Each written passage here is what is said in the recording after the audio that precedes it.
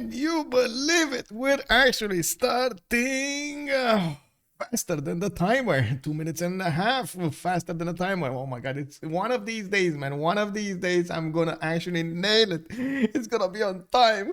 But anyway, I guess, you know, that's why I'm putting the prediction over there. Sometimes it is, sometimes it's not. Right now, it looks like it's not.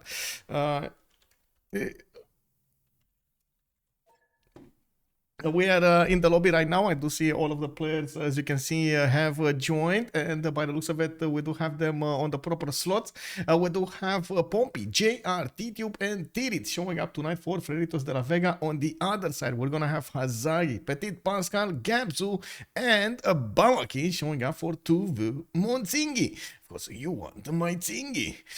Quite an impressive roster over here. I do have to point out we've actually covered these teams for quite some time now. And veux, Tsingy, I believe we covered them since they were in Division 3. Can you imagine how big of a road they had in front of them? And they did manage to acquire a lot of experience on their side. They did manage to acquire a lot of skill. And now they are showing up in the first division of the CivFR Squadrons. Good evening, everybody. By the way, ni hao, lollipops. Hello there, sir. Rafifi, good evening, sir, and welcome. Bonsoir, monsieur. Nick Dave, welcome back, sir. Welcome. I did also notice and Sasu with the biggest emotes in the house. Good evening, sir. And I see you found new ones over there. Very nice, very nice. CC the Hat Game. Cool dance. Oh my god, that's a very long one, but it's a funny one indeed. We do have also the 62 dance over there. Super V's. Very nice. Amazing, by the way, amazing. All Triangle, good evening, sir, and welcome. I did also notice Brody Butthead did write first in the channel, but I don't think he picked up the first promotion. Is this still available? I think it's still available, by the way. If anybody wants to pick it right now, big shout out to Brody Butthead, by the way. Let me give me a second over here to see what's going on. I believe they're still waiting for something, not sure exactly for what, but they need to click the button so they start the tournament draft. We do have two maps being banned during this week. I believe it is on one side continents, and on the other side we do have I think it's continents and islands, if I'm not mistaken, and we do have also highlands being banned. So yeah, oh, somebody got it. Okay, interesting. I didn't know who got it. Wow. Okay, so I guess it is how to say, it is the man himself, Brody, that now I see the notification. Sorry, when I open up probably the window, it didn't show me over there. So he wrote first and got the first promotion at the same time. Amazing. Thank you so much, sir. Thank you. Big shout out. So yeah, two maps being banned over here. We do have teams putting the team pluses, the ready ups, so they can start the draft. Continents and highlands will not be available. That means also we're gonna have a bit of a diversity over here when it comes to the maps. During this week, we've seen quite a bit of Pangea and 7 Seas, Pangea standard ridges, which is a bit surprising. At the beginning of the year, we've actually had quite a few teams preferring to go for classic ridges because you do have those open chokes. You can actually get to your opponent much faster and so on. It looks like now the preferences are starting to tilt a little bit more towards the simming, and of course we do see a bit of a change up in the meta, especially with the new version of BBG. We are in the map pool choices, and now we're just a few moments away from actually figuring out which one of these maps will actually be played out. 7 Seas, Pangea, or Primordial. Are you actually gonna see Primordial? Oh, that is gonna be amazing. Tidos, good evening, sir, and welcome. Oh my god, it's Pangea or Primordial. Pangea or Primordial. Anyway, I did it again, by the way. Yesterday, I didn't have enough sleep, and I didn't have, how to say, I didn't want to sleep. You know, like I wasn't that tired, so I did have extra energy over here. Primordial it is! Woo! Yay! Let's go! And with my energy, I did feel like I should actually do another song over there.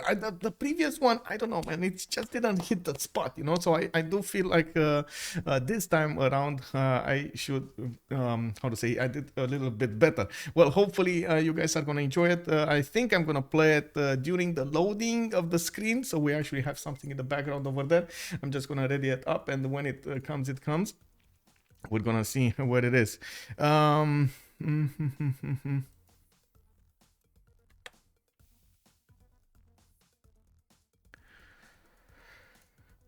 Give me a second so I can see what's going on. Okay, so Primordial has been chosen. Amazing. That means we're actually gonna have quite a few naval stories to see unfold in front of our eyes. We do have Basil the second taken out immediately, which is quite surprising. On Primordial, I would have thought other civilizations would take higher priority, but it looks like Basil with those dromos is not going to be allowed. We do have the Norwegian longships also not being a part of the game. Scotland third. Can you imagine? Even on Primordial, Scotland is first tier ban here. Unbelievable. Of course, with those extra amenities, he gets so many bonuses. That is so big from him. We do have Japan also coming up in the fourth one. It looks like, of course, the extra +5 on the coast is going to be a bit too much. But I gotta say, you know, we still have Dido in the game. So there's still somebody with an extra +5. It's just, you know, different things. It's base +5, not the +5 being in shallow water, which I think it's a bit stronger, right? So why are they not taking out Dido? Or are they going to take out Dido? We're going to need to see. Primordial does allow you at some point to use your armies against somebody, but it's not really always that you have the proper land and the proper connections and pathways to actually go to your opponent and do that land warfare. Pew, pew, pew, bam, bam, bam, bam. You can't do it anytime, you know? Like, but the boats clashing in the water, it's quite a thing over here. Portugal is the fifth one taken out, and of course one more choice separates us. So there still are so many good civs, by the way, so many good civs available for them. Spain would be one, Victoria would be another, Dido could be also taken here. We do have so many choices for the players to actually get them going, and we do need to see what they're gonna go for the last ban. Hazaggi over here has been a member of Tsingy since this season. We've actually seen him hop around quite a few teams, and whoa, they took out Spain. That means Dido and Victoria are left for the picking. Oh, okay. I mean, come on. Who's gonna be first? Is it Dido with the +5? Is it Victoria with the half goals with the free ships? What's it gonna be? Andireo, bonsoir, monsieur, bienvenue. Hey, they don't. Okay, there we go. We got Dido in the house. Okay, there we go. John Curtin is over there also. Bonsoir. Bună seara, Star Spanky, și bine ai venit, domnule. Indonesia is a first pick. Oh, right. I actually totally forgot about Indonesia. Yes, Indonesia. Oh.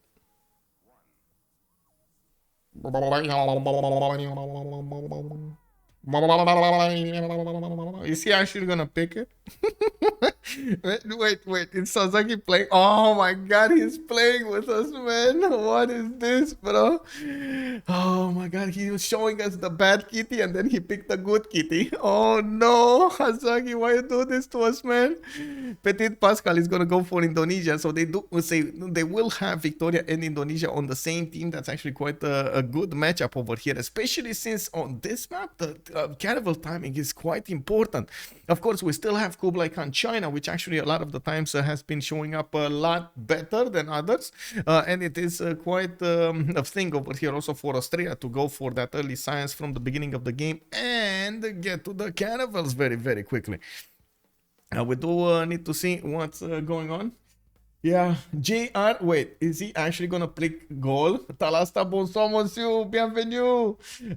Is he actually gonna pick? I mean, we've seen it, we've seen Gaul actually on these weird maps before. I believe Liege was the first one that actually played it on one of these maps.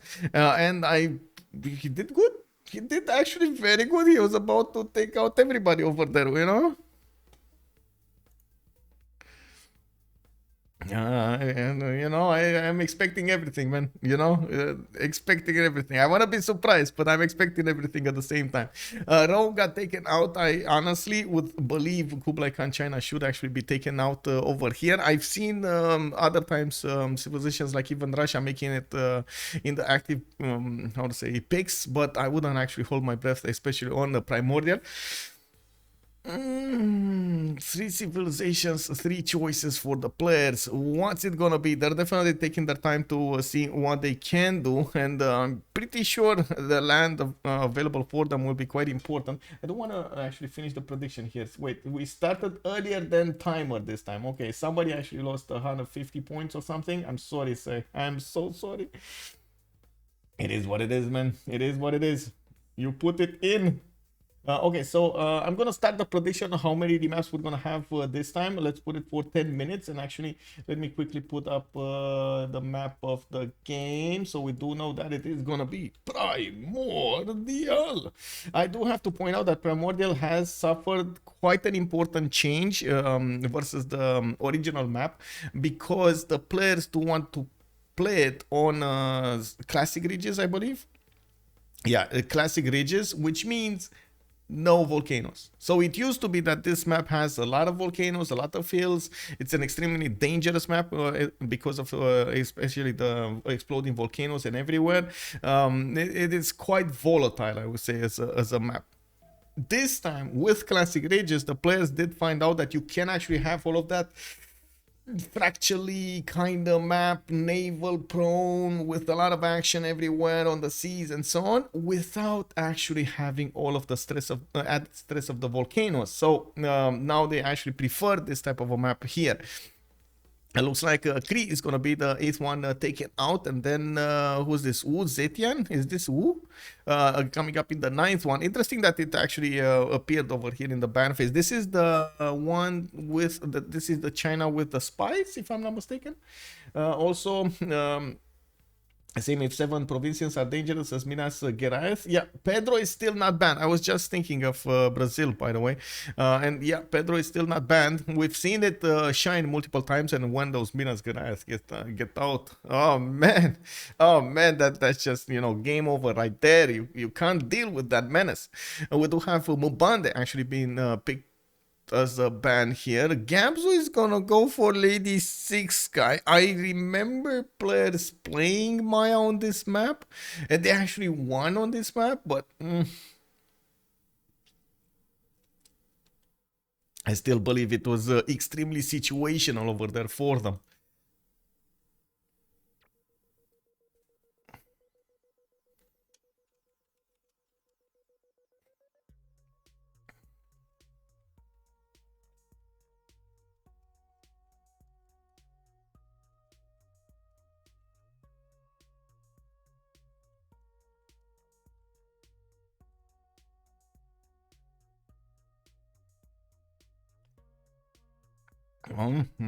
Okay, so Lady Siska is gonna be next up to Gitarja and Victoria, and look at that, Gaul actually manages to get in. I mean, I know JR has been saying for so long, Gaul is broken, guy. Man, that is just so powerful as a nation. This is like whenever on any map, Gaul is broken. Is it gonna be that broken on this map? I don't know, man. Is it gonna be that powerful? I guess JR is gonna show us the way over here. And Titiits is the last one who's gonna have a pick from Freritos de la Vega. They do also have Pompi on Dido, and JR did pick John Curtin in the first 4. It looks like Catherine de Medici, the Black Queen, is going to be the one, the 4th civilization of theirs, with the free spy, with the extra diplomatic visibility, of course, with chateaus, guard imperials. There's actually quite a few amazing things that Catherine de Medici can actually do against his opponents here. And of course, we do know that Titiits. Actually, I think it is going to be Tidube that's going to play it. It's one of his favorites, I'm pretty sure, Catherine de Medici. I don't know what Titiits is going to do, but I'm pretty sure he's going to try to go one of the coastal ones. Dido or John Curtin, especially since JR is probably going to play Gaul. What do you think? Any predictions for the last civilization over here? We do have Bamaki on the buttons that is going to try to get something. I'm not sure what he's going to do. We'll see, we'll see.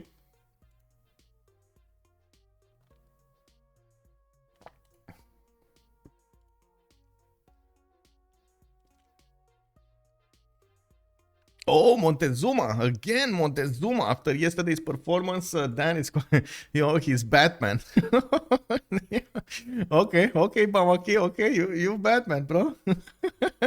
Oh wait, no, that's somebody else. I don't know who that was, but he swapped with Oh, I see. It's Hazaggi. Hazaggi is Batman. Okay. So Montezuma over here is, of course, gonna need to see what his how to call it, what his continent split is gonna look like. Yesterday we did have triple continent split for Aztec, and it was amazing to actually see that +10 on him. He didn't manage to get all of the wonders on his side, all of the abilities on his side, but he did manage to get enough of them to get to a +9, and then the +1 with the how to say with the merchant, and there we go. Let me actually take a look over here because I need to click on buttons. There we go. I had the 0 ms, so I had to rejoin, and there we go. I think there's an extra space here that that shouldn't be. There we go. Okay, so we got the players, we know the map. Pompi is gonna go for Dido. We got Bamaki on Victoria. We got Gabzou on Guitar. Looks like Titiits is gonna be on John Curtin. Ptitpascal, Lady Sky. We got Tidube on Catherine de Medici, JR Ambiorix, and Hazaggi Montezuma. This is the time, the hour of the day. Let's actually see what's going on here. What did happen?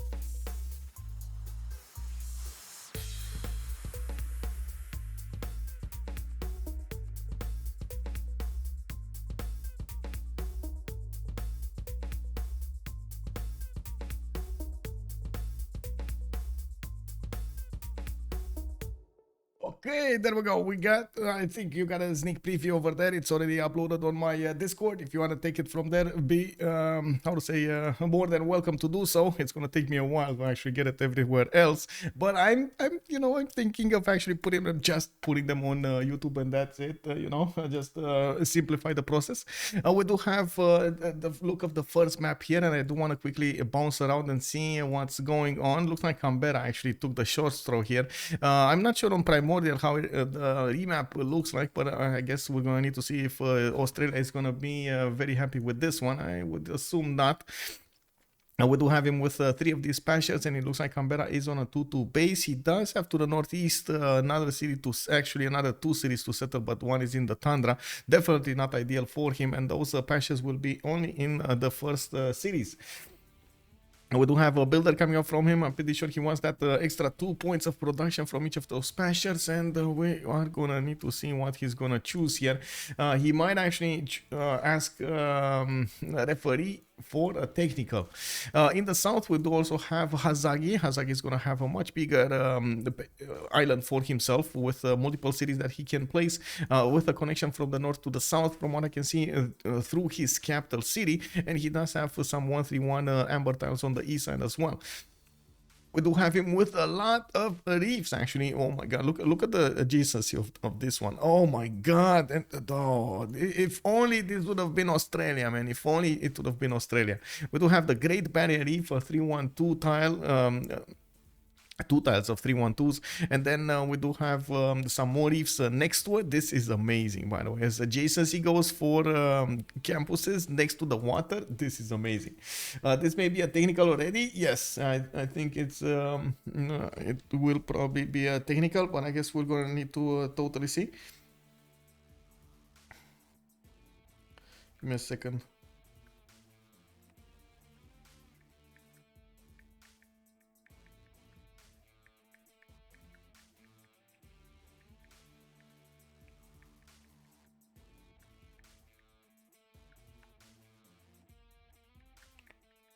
I'm trying to figure out.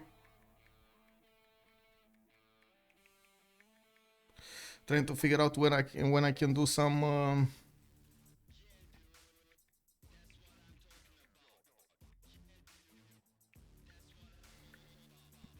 When I can do some French lessons.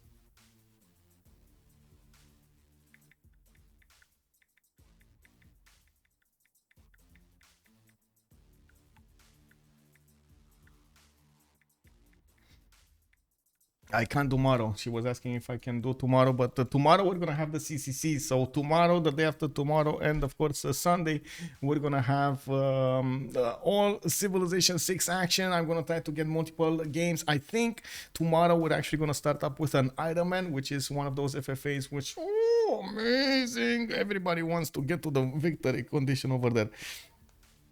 And of course afterwards maybe some duels, maybe some two versus twos, depending on when we finish. We're gonna need to actually see what's going on. Anyway, back to the game here. Let's actually take a look what's going on. Bamaki looks like he did get in the lobby here. Looks like Gabzou is gonna be the one, okay, next to here. Big continent for him, a lot of land to spread out. Very nice campus in the capital next to that reef, and of course the water next to it. And from what I can see, he can actually use more faith. So not only he's gonna make two faith just base from his capital there, but also tobacco tiles to the southeast. We do have to the southeast over here also Gaul, coming up with Atuatuca 2 base. I mean, honestly, this is pretty good land for him. Oh my god, look at that. He does have a +4 in the capital. He has more stone tiles to the southeast. Not that many in the north though. I can't really say he has a lot of good ones, but he's far away from everybody. He can develop his empire. He has a wonder to get some points from, era score points. At the Menanki possible in the south. Why not? And of course, we're going to see how he's going to try to play this out. He does have a decent amount of fresh water as well from the lakes, from the rivers. Wonder, it's all good. It's actually all good. This is this provides fresh water. Maya is gonna be to his north, and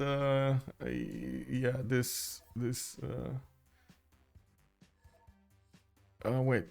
Titiits is calling a technical, and somebody else is calling a technical also. I mean, London is not really a technical. But Titiits is definitely a technical. Yeah, Titiits is definitely a technical. This technical probably. We'll see. We'll see how this develops there.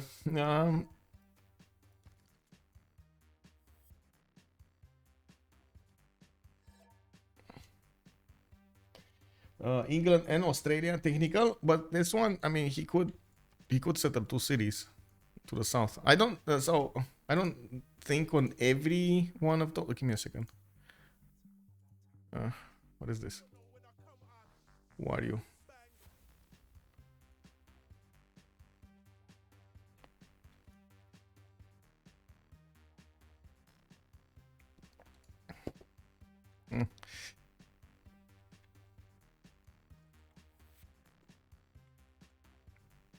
Okay, let's see what's going on. They're desyncing, and of course we're gonna resync it onto the new map soon. You can settle 2 cities to the south, but the third one city is too far. So you're saying to take into account the movement you take to settle. That's actually one thing that I'm not so convinced of on the CivFR Squadrons rules.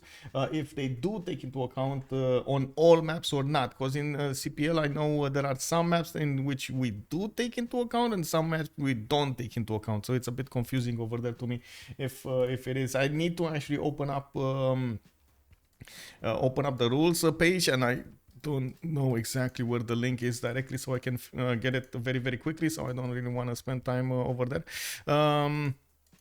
We do have France on the west side this time. Actually, this is a much more connected map from what I can see with the land. The last one had a lot more islands, and let's actually bounce around really quickly and see if everything is fine. I saw Dido is a peninsula, but he should be fine. He has land to settle to the east side, protected by the mountains from the north. And wait, what? Oh, they lost. They lost Pompi on the way. Okay. Well, I guess we're gonna have a quick relobby here. I'm not sure if they're gonna relobby on this map or another map, but I guess we'll see.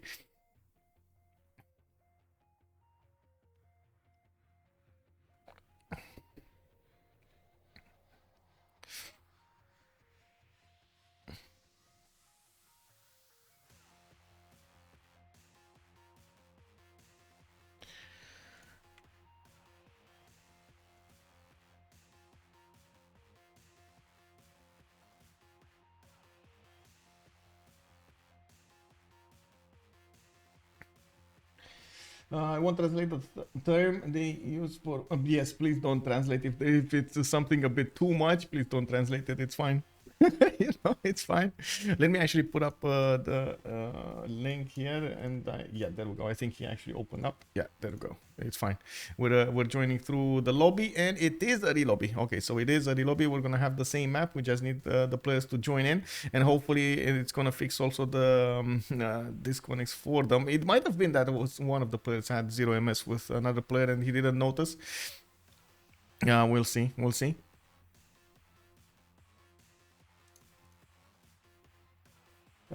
Let's learn. Please no, please no. It's fine. No, no. I mean, it's fine. I know a lot of curse words in Romanian. I don't need any more.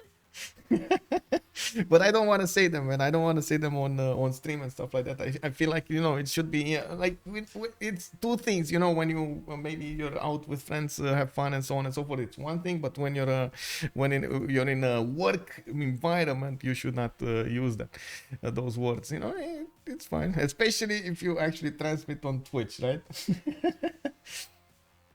Okay, so let's see what's going on over here. We do have them joining up the lobby. Hazaggi is gonna need to connect, and we are gonna be a go soon. Let me actually get this going as well. Give me a second. This, yes, this, and then click on this. Oh my god, so many clicks, man! So many clicks! Yay! There we go. Very nice. Okay, so I think we got everybody in. We just need Hazaggi to fully join, and we should be starting up. Also, Heini Dave was saying, I agree with Australia, but not England. Ugly territory, but has room. Oh, right. Yeah. England did have room over there in the south, and I guess I do have a bit of time to take a look at the rules over here, but anyway, I guess that point is mute, right? They already chose to remap, so I don't think it matters if we're right or wrong or what it is. They already got a new map. I don't know what you guys voted in the remaps though, in the remap prediction. Usually, did I put it? Yeah, I put it. So you voted overwhelmingly for the one remap. 66% did vote for one remap, then 14%, and 20% for two remaps. Let's see. This, by the way, does not actually count towards that remap prediction if you have any technical, because it might have been like 5 technicals in a row or something. We've seen it before, so I wouldn't be surprised about this. Let's actually take a look at what's going on the map. I think I'm just gonna take a look at the tiny island, so we don't have anybody on a tiny island. Oh my god.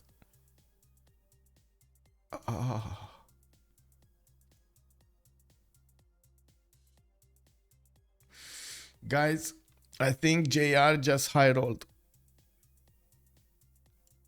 +8 Oppidum in the capital. Oh my god, man.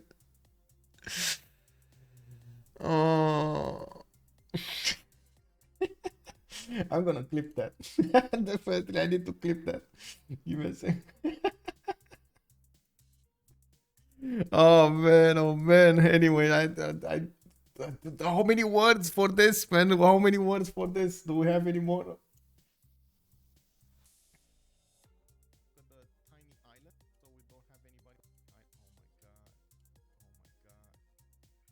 There we go.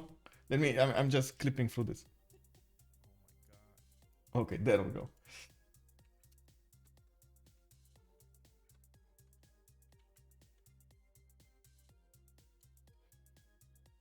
Plus 12 in uranium. Yeah, exactly. Right? Amazing. Oh my god. Anyway, we do have Aztec here on his own island. He's gonna be fine. Looks like Maya's here. I don't think we have anybody on a tiny island anywhere. So we should all be fine. Let's see. Australia is fine. There we go. Canberra is here. We do have Catherine de Medici over here, and to the south, of course, Phoenicia. So, okay, let's start up talking about each of them. Phoenicia is gonna move one tile to the east for a 2-2 base. He will have a +4 harbor as well. Looks like a 2-3 deer tile in the capital and the multiple cities that he could settle on these coastal tiles here. The aluminium settle, for example, is going to be quite good. We do have him with city state if he wants to take out Mexico City, but he can also take out with the biremes Mogadishu. It's sitting in the tundra, though not really useful, but I guess it's, you know, a free city is a free city. To the north of him, we do have France, which is going to be on the same continent with Dido. They are from the same team anyway, so it's gonna be fine. Oh, I see a target. No, not a target. Okay, so again, a friendly neighbor over here. Catherine de Medici is gonna be in a position of simming, and it doesn't look like he's gonna have easy targets for his guard imperials actually at all. We might see him try to go for some you know, later on shenanigans over here, or maybe do something against England. Tidube is going to have a 2-3 base underneath his capital with that deer tile. I do see a 2-2-3 diamond tile next to him and multiple 2-2s around. Does look like he's also going to have to the northwest maize tile. Very nice. Very nice. And to the east side, I'm pretty sure he's going to stay away from the coast. That is England's coast. And I'm pretty sure nobody will actually want to challenge England from an early stage. We might see Australia do it, though. I'm not sure if he's going to do it immediately, like put a settle on that J tile and try to do it there, or he's gonna do something else. Wait. Oh my god. Okay, I see what it is. Sorry about the double sound over there. One of the videos just downloaded from Twitch, so I can put it on YouTube, and it's I don't know why it starts in the background. Australia is gonna have unfortunately not that many of these breathtaking tiles, but he has enough of them. I do see he's also going to have 1, 2, 3, 4 pastures in the capital, which is going to be amazing. That extra production is going to be nice on each of these pastures. He does have also quite a few mines to improve, a fish tile, so he can get some extra food in there. Actually, he's definitely not going to have problems with food, especially with the cattle tiles here. From what I do see, of course, he can actually go to the southeast, try to do the naval warfare against England. He's only going to have a set amount of cities that he can use to pump out boats from, but I guess he only needs like 3 and he's going to be fine. He is going to get very good campuses from this land to actually get science he needs.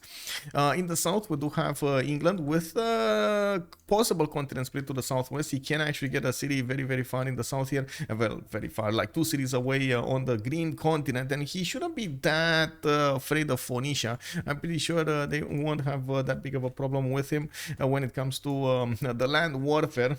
Neither of them are actually very known for their land powers, but I guess both of them will try to do an economy with harbors and so on and so forth. Just encampments on a naval map or naval civilizations, not really ideal. I do have a 2-1 coffee tile next to the city of London. I do see he's going to have 3-1 fish next to him. Very good. 2 scouts out and a warrior.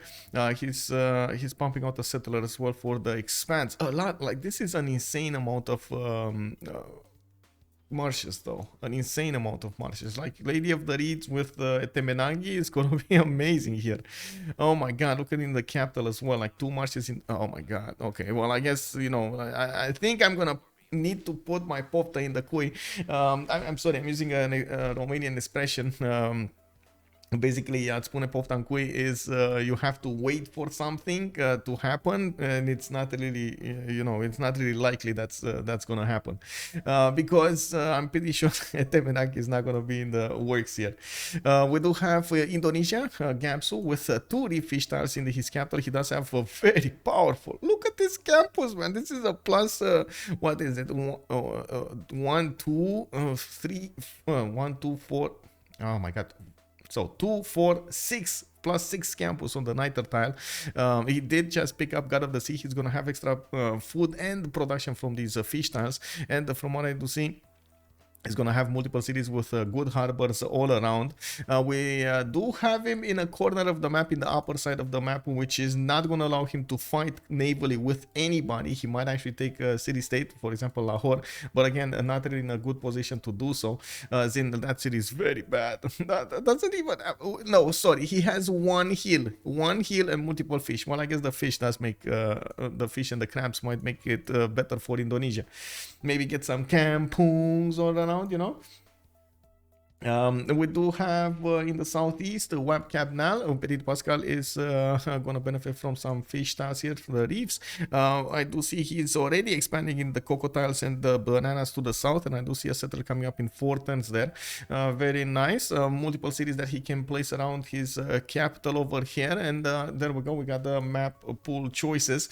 The remap vote. The remap vote is going on. He's going to have a lot of crocodiles from what I can see, and the extra adjacency. Oh my god, look at that. Look at these. Look at the triangle of plantations here. Very nice, very nice. +4 observatories everywhere. Remember, Maya does get the extra adjacency from plantations towards his observatories, and it's so good to actually have so many. That's one big continent with a lot of bananas on it. We did see the Gauls. I'm pretty sure they're not going to want to remap this. We did see Aztec. Aztec is to the north, has a decent amount of pastures in, but one big continent to play with. Not really ideal. Not really ideal for Aztec over here. And, well, I guess Aztec, is he going to be contested on the seas? Yeah, he's gonna be contested on the seas by Pompi. Pompi is gonna be on those seas. Oh, they remapped this for him. No. Oh.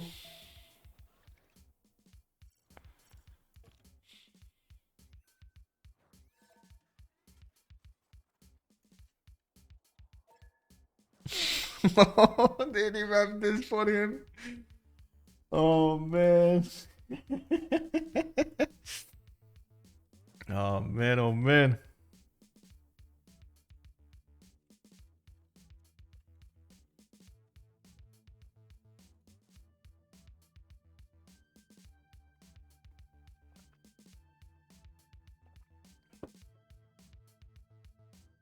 Let me actually put this one.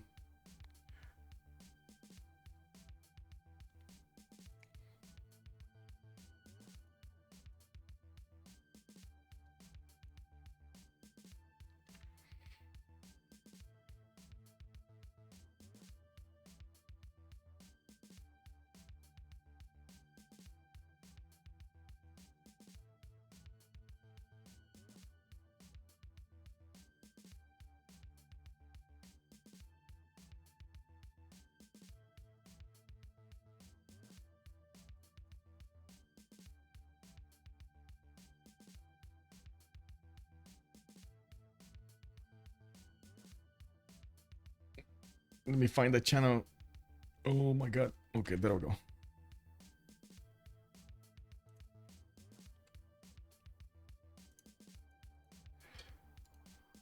Fortunately, the stream started earlier. Yeah, it did. At least he never got to see the strategics. Yeah.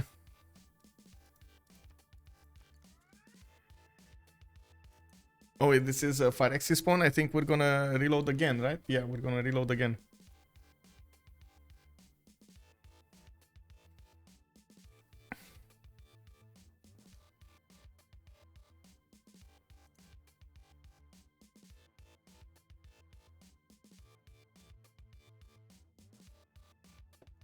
Yeah, they did the fire axis spawn, as in the map couldn't generate with on the BBS algorithm. It needed to move back to fire axis algorithm, and yeah.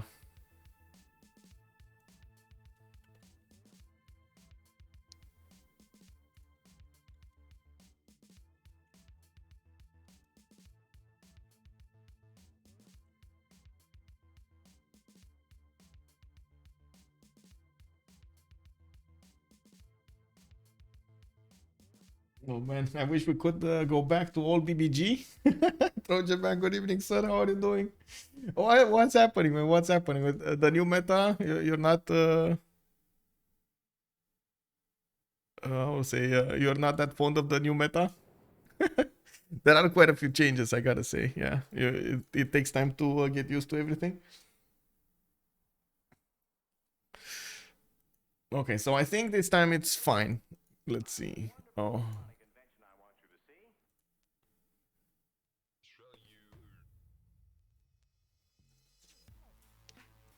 What is the link? Oh, there we go.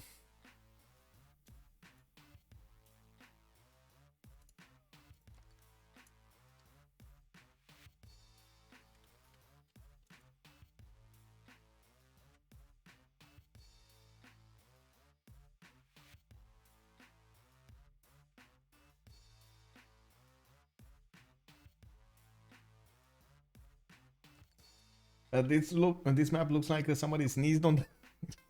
Yeah. Oh man, I like you, man. A good imagination over there. Oh no, this is a bad titty. Oh no. Okay, we got a bad titty here. This is gonna be only good if you actually get a Petra in there. Otherwise, this is a very bad titty. So many these things choosing what tile to settle on is no effort. It just feels like they're changing things for the sake of changing. Oh, I think Trojan Man, you need to take off better city yields. Take it off and it's gonna be fine. Just turn it off and you're gonna have what to do there.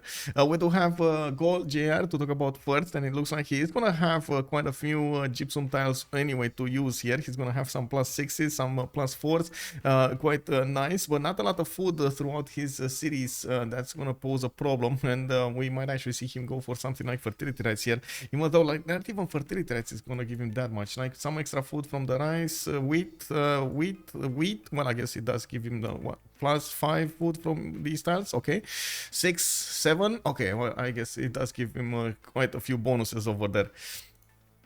We do have him also with a decent amount of land to the south and to the east to expand into. Not amazing one, but he definitely can use this. Let's take a look at the next ones. Who do we have in the south? I see Australia here on the coast. This time he's actually gonna have well, he changed the pastures with some deer tiles. It is what it is, man. And now he's gonna have only one single cattle tile in the capital. He does have a horse tile in the third ring, quite far away in the south, and of course he's using a 2-3 deer tile to work from the beginning. Not bad, but not ideal either, especially for Australia. He does have much better appeal overall. Like this is amazing. He has so many cities with a very good appeal on them. All of those campuses will benefit from this appeal, and he's gonna be very happy about this. We're gonna need to see how he's gonna plan out his cities. I'm pretty sure he's gonna put a city on the truffle tile here to the southwest and more cities to the east side. We do have him with the Fountain of Youth also, around the 7 tiles away from his capital. 2, 4, 6, yeah, 7. Ooh, nailed it. In the north, we do have France over here with Gondwana, and this is a continent that will have a 1 tile passageway towards Hazaggi to the southeast. He needs to figure out a way to actually well, settle his cities and fight Montezuma at the same time. He does have to the west side 1 passageway as well to the other continent here towards Gaul, which is gonna be his ally. Tidube over here is gonna get a scout in 2, and it does look like we do have him with quite a few cities to settle. 1, 2, 3, next 5, and next to his capital city before he's actually gonna be forced to go through those passageways. Okay, there we go. Oh, they're pinning. Okay, they're pinning. We do have Montezuma coming up next, Tenochtitlan, with Aztec getting some Eagle Warriors out. Usually you want to get the Eagle Warriors on to go and how to say, take some builders from a city-state. You gotta attack into those units, and of course from the city-states you do have a chance to convert them into your own builders. And now it doesn't look like he's gonna have any city-states to actually go and do that and make use of that mechanic. It's a bit unfortunate, but I guess it's worth to actually do these Eagle Warriors anyway. They're pretty powerful units. They do have 28 melee strength, a lot harder. They do hit a lot harder than the normal warriors. We do have him also with quite a few cities. It doesn't look like he can actually avoid the coast here. This might be a challenge for him. I'm not sure if anybody's on his coast, but I can actually check if anybody's on his coast. No, doesn't look like anybody's on his coast, but there is a connection here, a one-tile passageway towards the south, towards the east side, where there will be Indonesia and there will be also England on that part of the area. Well, I guess if England gets a connection city on the stone tile. Okay, moving forward, we do have to take a look at Maya. We're turn 6, so we gotta get a groove on here. +4 observatory in the capital, very nice. I do see he has he's on the continent with tea tiles and cocoa tiles, and I do see quite a few of these bananas as well sprinkled in over there. We do have also Ikil as a wonder for him, in range of him actually putting down cities there. He doesn't really care about the fresh water that much, but he will try to and I think these mountains are actually perfectly placed, so he can get his all of his cities around his capital without that many issues. I think that exactly at the correct distance, right? If I'm not mistaken, 2, 4, 5 tiles. Yeah, I guess it's about there. It's about there. Very nice, actually. He's gonna get all of this land improved. Can go for an Bamaki city to the southwest here. He does have a possibility to actually go on the coast, even though I don't think he's gonna want to do that. And a lot of chops for him to actually get some bonuses from. Get some early bonuses from. Dido to the north, we do have Phoenicia with 311 fish settled on a maize tile here, and I do see him working 1-4 banana, 1-4 deer tile with a 3-2 banana. He also has an array of horses here. Very nice, very nice. And I do see he's gonna get quite a few cities to settle on the coast. He's also gonna be on the same coast as Indonesia, and at the same time, again, Bamaki can actually settle a connection city to the west side of his capital city of London, and they both can actually go against Phoenicia here. We might see a situation in which Pompi is going to be in a 2 versus 1 versus somebody. Not ideal, man. Not ideal, but I guess, you know. Oh, remap. Again, remap? Wait, they did it again? Remap? Oh. Oh. Oh, okay. Oh man, JR is, I'm pretty sure JR is mad right here. How many chances, how many lives do you think JR has? How many times is he gonna spawn with a +6, +8, +12 Opidum in the capital, and he's not gonna have them? You know, his opponents will just remap this. Hazaggi is from the opposing team. Why are they remapping? Oh, wait, Titiits is saying remap. Right, Titiits is from, okay, it's fine. And I guess Montezuma is saying merci. Oh man, it is what it is.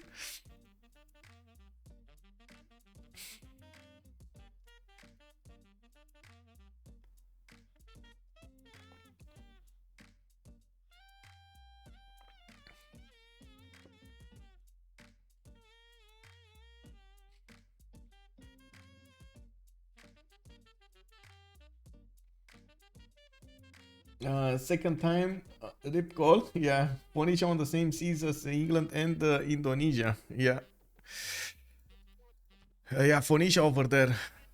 I don't think he knew about that. I don't think he knew, but I guess the position on the map would give some readout of this. Okay, let me actually see. I'm gonna ask them afterwards. I'm gonna ask them if they actually got some whiff of that happening, but I guess in the meantime we're gonna need to talk about the new map and put that aside for a moment here. Oh, we got Australia.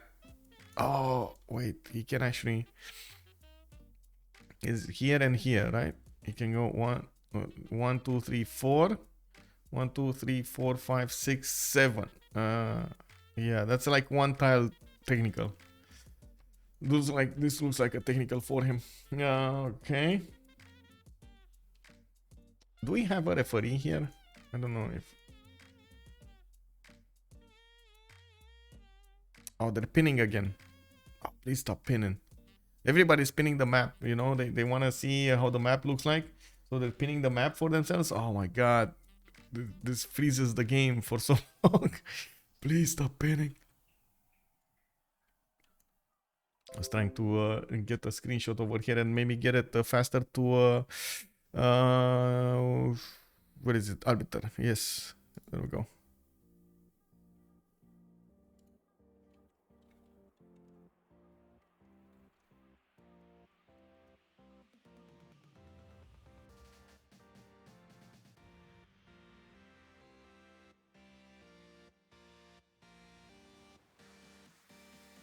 Okay. We do need to take a look at the goal. Let's see. Goal is low roll.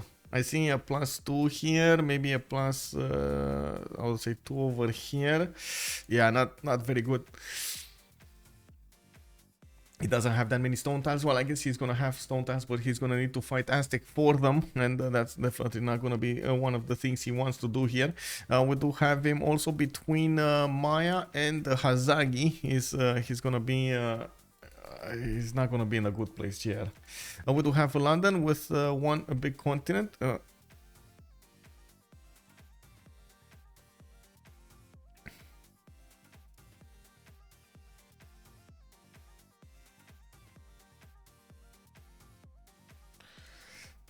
We do have Dido over here also with 2 base. Looks like he's gonna get DCs to settle on quite a few cities. Okay, not bad, not bad.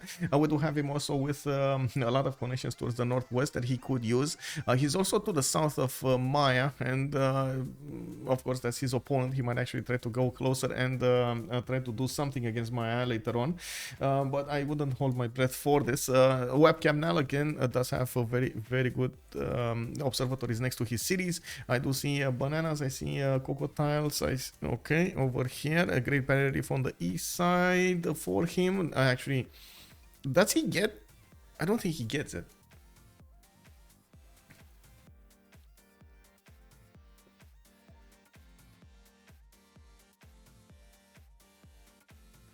Oh yeah, he knows. They know about another technical. Maybe you should do a poll to see if we'll play today. Yeah, exactly. Tamlin, good evening. Bon somos you. Bienvenue. SF613. Dido is isolated. He was isolated in the last one. Yeah, that's true. That's true. Punish on the same. Maybe you should. Indeed. I should do it.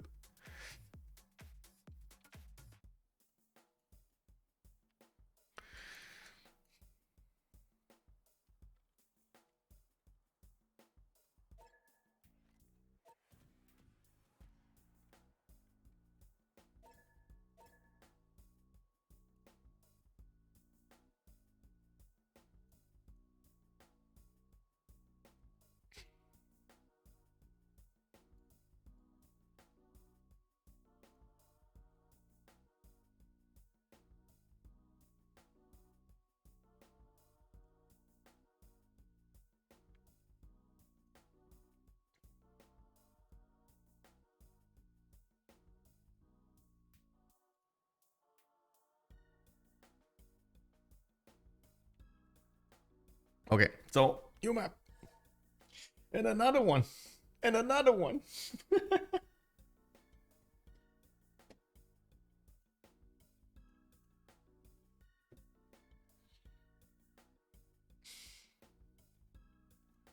Oh man, this is unfortunately what happens with some Civ combinations when it comes to these maps, the fractally maps, because they do tend to spawn civilizations in these tiny islands. It is what it is. Sometimes it happens a lot on small continents. It happens a lot on what island plates, I believe, also on continents and islands. It's just sometimes, the game decides that you have enough resources and you have enough land. If you only have like 20 tiles to work, it's fine. 20 tiles to work is fine. Yeah. From the first stirrings of life beneath water to the great beasts of the Stone Age to man taking his first upright steps, you have come far. Oh, by the way, tomorrow we're gonna have the first game started up as I believe 1200 GMT, if I'm not mistaken, on the CCCs. Let me actually double check that information here for you. I know it was quite relatively, I think 1300 GMT. I think 1300 GMT, if I'm not mistaken. And we will have the Iron Man. Just want to throw it out there so we get the information faster. Okay, so new map. First, we're gonna check. Oh my god, they're pinning again. Okay. Oh no. Oh, okay. What's going on? Okay, there we go. What do we have here? Aztec. Okay, this is not. This is definitely not a technical. Not a technical. Oh my god, look at the Temenanki Island over here. Oh yeah. Oh yeah, Temenanki Island. Very nice. We do have France in a weird spot. We do have London here. We got Aduatucan here. By the way, both remapped. Both remapped. They won't have any more remaps anymore. Australia is actually gonna have quite a few pastures this time. What is the goal? Goal. Well, I can see. Wait, no, that's not bad. Actually, not bad. Mount Vesuvius. Okay, he does have iron tile horses, a +4 Oppidum in the capital, but that's it. No stones. I guess he does have some stone tiles over here to the east side, but that's not going to be enough. He doesn't have any other quarry kind of resource like gypsum we've seen earlier, and that is a bit unfortunate. Well, I guess he's going to need to figure out how to work this without all of the bonuses on the Oppidums, which, well, it is what it is. You know, you pick gold, sometimes you're going to low roll. Yeah. Hey, Pompi, Feli, good evening. I saw the announcements, by the way. Congratulations over there. We got a wildcard 8 season started up soon for the spots in the CWC, and we're gonna need to see exactly who's actually gonna get in there, who's gonna register. I don't want to keep on watching the maps. Okay, Indonesia is fine. Anshan is going to be fine. Thailand is fine. I think Australia is fine. So I think everybody's fine, actually. We don't see Maya, but I'm pretty sure Maya is somewhere around here. Yeah, there we go. Maya is over here. And I think with that, we have all of the civilizations being placed on the map, and we can talk about them. Let's actually take a look over here. We do have Aztec to talk about first. He's going to be on this tiny peninsula. Look at that. Hazaggi over here is going to have his marble tiles to play with. And from what I do see, he's also going to have... Oh my god, that sounded so weird. He's also going to have to the north quite a few cities to settle. I see at least 2, 3 that he can settle on this island. Not really the ideal placement, but he doesn't really have anybody to fight against at the beginning of the game, so at least he will have a bit of time to get his footing on another continent before he's gonna do anything else. It looks like he's also moving. Okay, he's moving for the cattle. He might actually move cattle by 1-3. 3-1 base with a 1-3 is going to be nice for him. We do have him with a possibility. Well, I'm pretty sure he's not going to move and settle turn 3 on the marble, but I guess, you know, that is a possibility. We do have him also with horses in the capital city. I do see he has an iron tile to the west side that will probably be 3 tiles out from where he's gonna settle. Not really an ideal position, but it is what it is. Wow, he settled. Okay, sure, that can work also. Just settle in place for I would say for the extra 2/2s around him, not wanting to put that gold in, and I'm pretty sure he can put a harbor out anyway quite easily. He did actually just deny himself an extra city here, by the way, I think. If I'm not mistaken, he just denied himself an extra city, but whatever. I mean, he made his choice, and now we're going to need to see if that extra culture is going to be worth it. He has at least 2 other cities that he can place over here to the northeast side. Let's take a look at what's going on Paris. Oh, wait, he doesn't have horses? No, he does have horses. Okay, it's fine. Paris is going to be on this continent, the white one, Arctica, which is going to be the same continent as Aztec. It's going to be a bit hard for Tidube to actually get those God Imperials and take out Aztec cities. We do have Paris with a 2/2 base. It looks like he did also settle from the seas. He's not going to be close to the seas, and that's going to allow him to have some protection against naval, but I don't think he can ignore the seas, especially since he's on an island of his own. He is probably going to need to fight the Aztec for supremacy here, and I gotta point out he does have the extra diplomatic visibility that works on the seas as well, which is going to be good for him. Actually, Aztec can only get 3 cities on that island. Yes. Also, what about continent split? I mean, I guess if he settles other continents over here, it's going to be nice. And Kumar Kundam is also... Oh my god, look at this tiny island. It does benefit from 1 to 3 extra resources, 4 extra amenities over here for... well, I guess 3 for Aztec.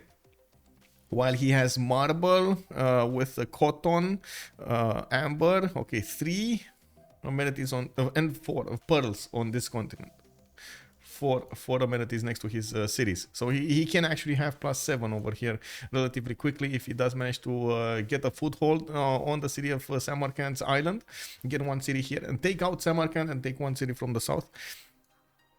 Paris does get a builder, very nice, a very builder. I do see to the northwest he's going to benefit from horses, and he does have his island, but it's between the mountains in a perfect place for a campus. Well, I guess we're going to need to see if he's actually going to find the bronze working before that, before he's going to place those campuses. I'm pretty sure not, but sure, we'll see.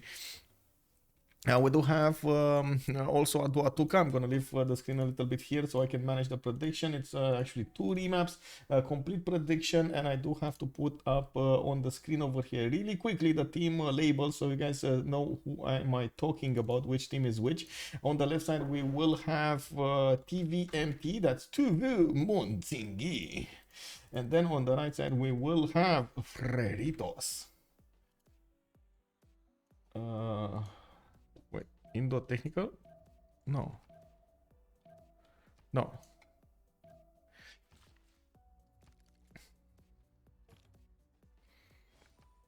I mean, no.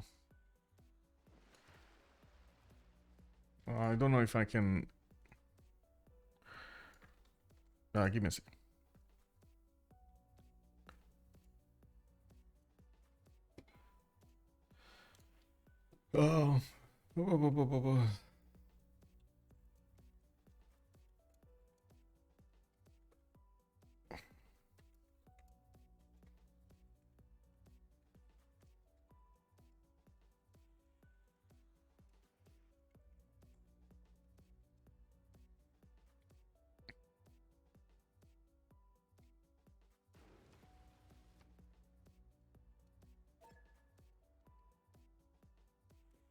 Okay, so let's take a look at the goal here. We do have him with settler coming up in to the south. He does have another one coming up in 7, and I do see he's gonna need to put some on the seas here, which is gonna be unfortunate. He's gonna end up well. First of all, one good thing, he's gonna trade coastally with Tidube. Another one bad thing is he's definitely gonna need to make a navy at some point.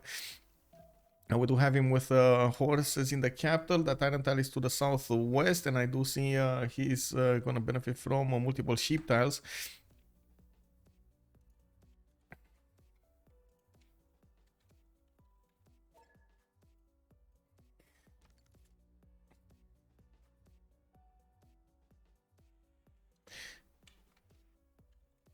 Okay, there we go. I got the confirmation from a referee. It's not a technical. Oh, Jan actually moving west now. Okay, very nice. Actually, I was scared of him going here. Now he can definitely put a connection city if he wants to, but if he actually settles the 1-2, he's not going to be able to do that. And then he's probably going to need to put out harbors if he wants to help out his buddy there, and not use his capital to actually get those boats out. We'll see what he chooses. Well, I'm pretty sure he's aware of his choices now. Later on, maybe he get a canal city. Now we do have in the south also England starting to put out cities to the north. He's gonna get that rice tile or next to the rice tile. I would have really thought that rice tile is the first choice, but I guess he can put next to it on it. Whatever. The thing I don't like here is this reef. The reef that is over here is blocking a +4 possible Royal Navy dockyard, and I'm pretty sure he's gonna try to get a Royal Navy dockyard 2 tiles out or to the south over here and get the benefits of that rice tile. Also, the fact the reef is over here next to the mountains does mean he's gonna block himself out of a +4 campus, which you can imagine it's not really ideal. So I guess the only choice, like good choice, is to actually wait one more turn to move on the 1-2, settle the 2-1. Settle over there, get a +3 harbor and get a +4 campus, and buy out these other tiles. That is going to be a bit more expensive, but I think in the long term it's going to matter quite a bit. We do have Bamaki pumping out another settler in 6, and I do see he's gonna benefit from horses and iron tiles. Actually, a lot of iron. Oh my god, 4 iron tiles to the west side. Woo, that's a lot of iron, boys. We do have him with a few mountains so that he can get some extra GCC towards his campuses from. And I do see a decent amount of reefs, but not in the perfect position. Actually, these reefs are a bit teasing. I believe teasing is the correct word here, right? You get like a truffle tile that you cannot put a district on next to one of these. Then you have this rice tile that is, as you can see, it's teasing England to actually put his settle on to get that extra food in there. And he's blocking the harbor, he's blocking the campus. It's just not perfect position, man. Just not perfect position. And we do have in the north also Australia already coming up with those extra points of production on his sheep tiles. I do see he's going to benefit from an iron tile in the south here, and I do see a 311 fish being worked. He needs the extra food in there. Getting a settler to the southeast, he is going to put it on a non-freshwater. Well, I guess he doesn't really care about the freshwater anyway, right? And we do have a copper mine that, or copper tile that he might actually want to settle to the north over there. Not a lot of cities that he can place on this territory, but definitely enough to try to get his empire going and then expand into the other cities, other placements. He can set up coastal trade routes with JR in the northern seas. This can be a very big economic zone between them, and we're going to need to see how they're going to try to do that. And yes, I know Gaul doesn't really, you know, get incentivized to build commercials and so on, but I'm hoping, you know, I'm an optimistic person. I'm hoping he's actually gonna do that at some point, and we're gonna have Australia here trading with somebody, you know, just that. Wait, I did, Olas, good evening, sir. I did ask, it did take me a little while to actually ask a referee and then get the answer from the referee and then answer here. I'm sorry. Also, Mkolokov, bonsoir monsieur, bienvenue. Olas, by the way, glad to see you on the stream. I hope you made it home all right and everything was good afterwards. England has stolen a spawn from Gaul. Wait, he did? No. Oh, wait. Oh, you mean he got the oh my god, he actually settled here.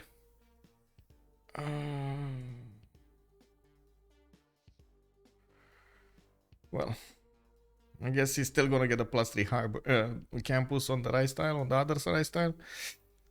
It is what it is. Somebody got a oh, Bamaki? Bamaki actually got, oh, very nice. Actually, he got a relic. Very nice. He's meaning all the iron and the quarries. Oh, this one. Yes, he did steal a spawn. Yes, the +6 opidomes, definitely. The +6 are everywhere here on London. Yes, indeed. We do have Canberra also east side. He's putting down his campuses already. You do see a +3 over here and a +5 over here next to Canberra. In the southeast, we do have Phoenicia with Biruta and Tyre already on 2 cities. He's starting to improve his fish tiles, and he's gonna get the boost towards his celestial navigation. He's gonna get also his settler coming up in 1, and I do see we do have monuments coming around here from his cities. We do have him with quite a bit of land to actually coastal land to actually settle here. This is gonna be nice for Pompi to develop his empire, much better than we had the last time. He can develop on both sides of both sides of this seaway, ocean way, whatever you want to call it. I'm pretty sure it's an ocean, which is kind of weird to say it's an ocean, but sure, whatever. It is what it is, man. It's in the definition over there. We do have him with horses next to his capital to the northeast in the second ring, iron tile also to the north of second ring, multiple coastal resources that he can benefit from, but he's not gonna get God of the Sea because I'm pretty sure Indonesia already picked it. Yeah, there we go. This is usually what happens. Indonesia is first picker here of God of the Sea, and I gotta point out Dido will probably need to fight Indonesia. They are on the same coast. You can actually see there is a connection through here, through the west of Maya, that goes directly towards the Phoenician cities. Now we do need to see if Phoenicia is going to be made aware of this and how fast he's actually going to get the scouts out. It's quite important to actually get the information and be prepared in that. The Phoenician Strait, exactly. Okay.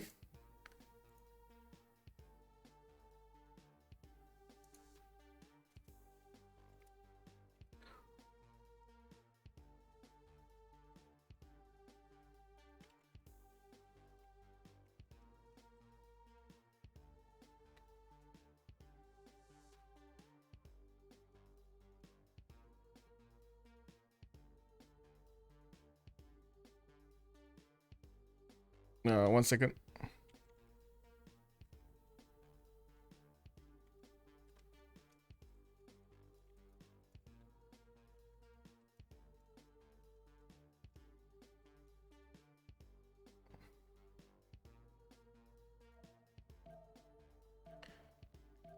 Okay.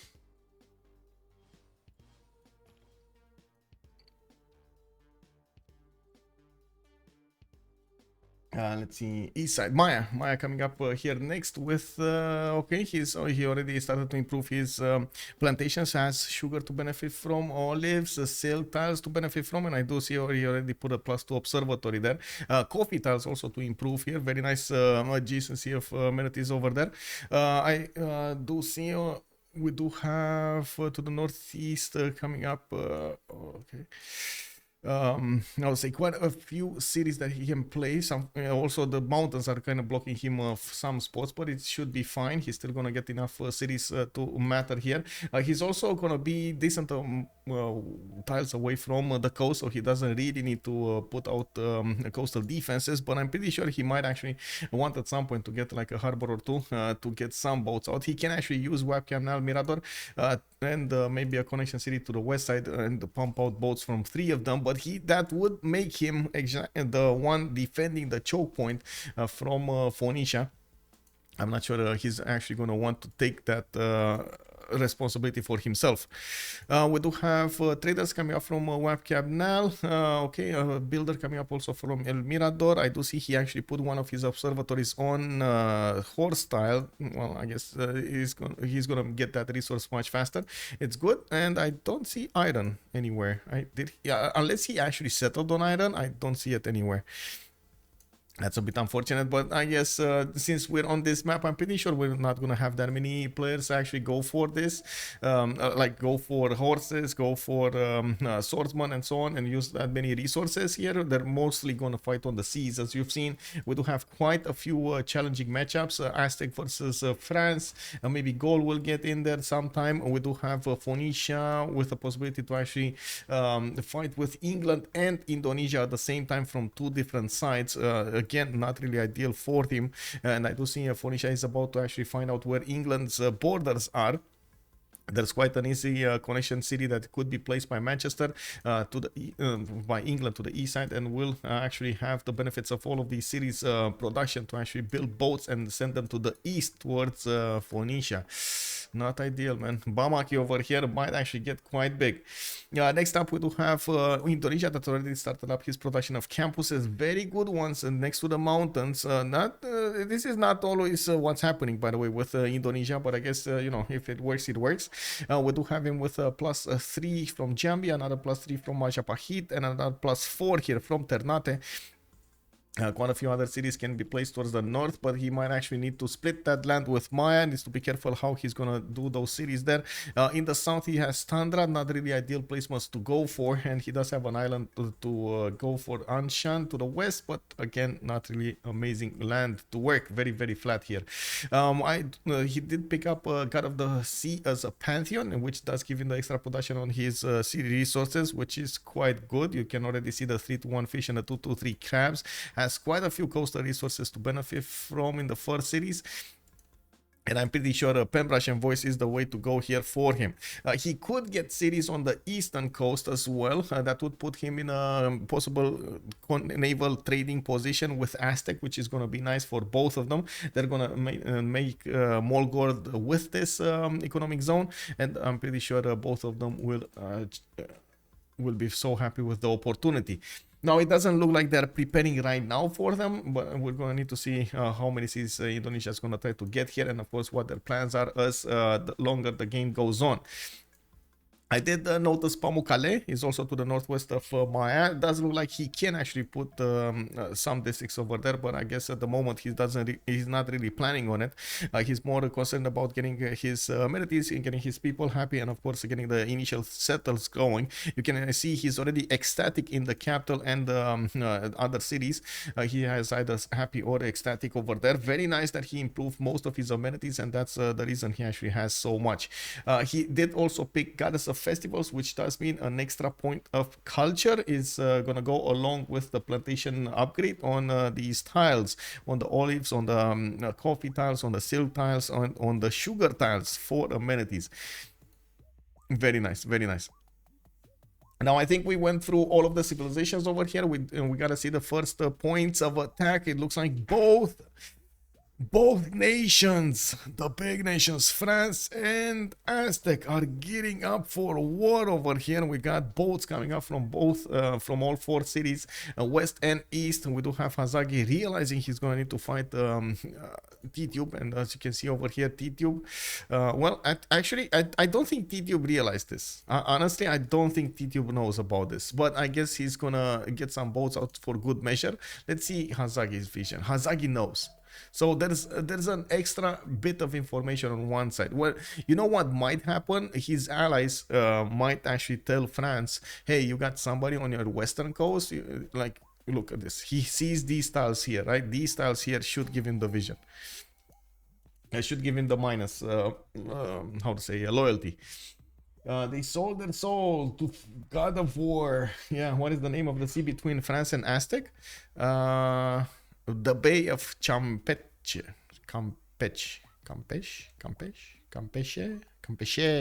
I don't know how to actually say it. And there's another one here. Is there another one? I don't know. Let's see.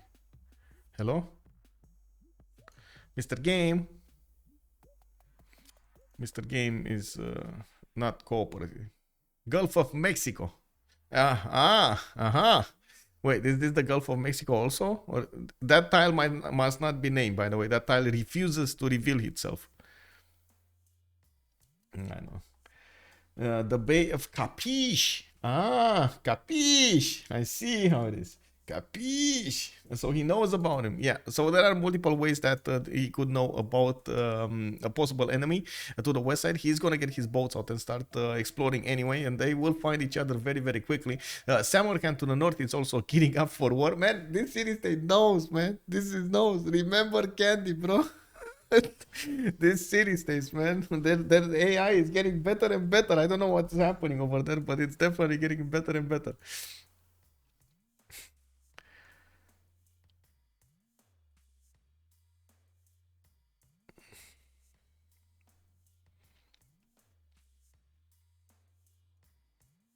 Okay, I'm gonna leave the screen around here a little bit.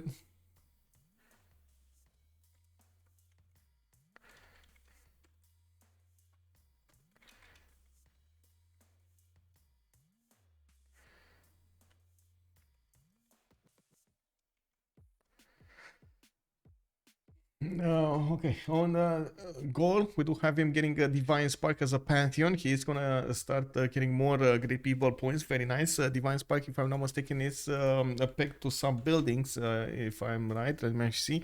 So it does give you the great person with for a holy site, campus, and industrial zone, districts, amphitheater, a great right amphitheater building, right? So okay, so this is the one that gives you for the building, but it's good that it gives you the industrial zones. So of course, with the Oppidums coming around immediately, you can already see next turn that great engineers are going to be acquired very, very quickly here.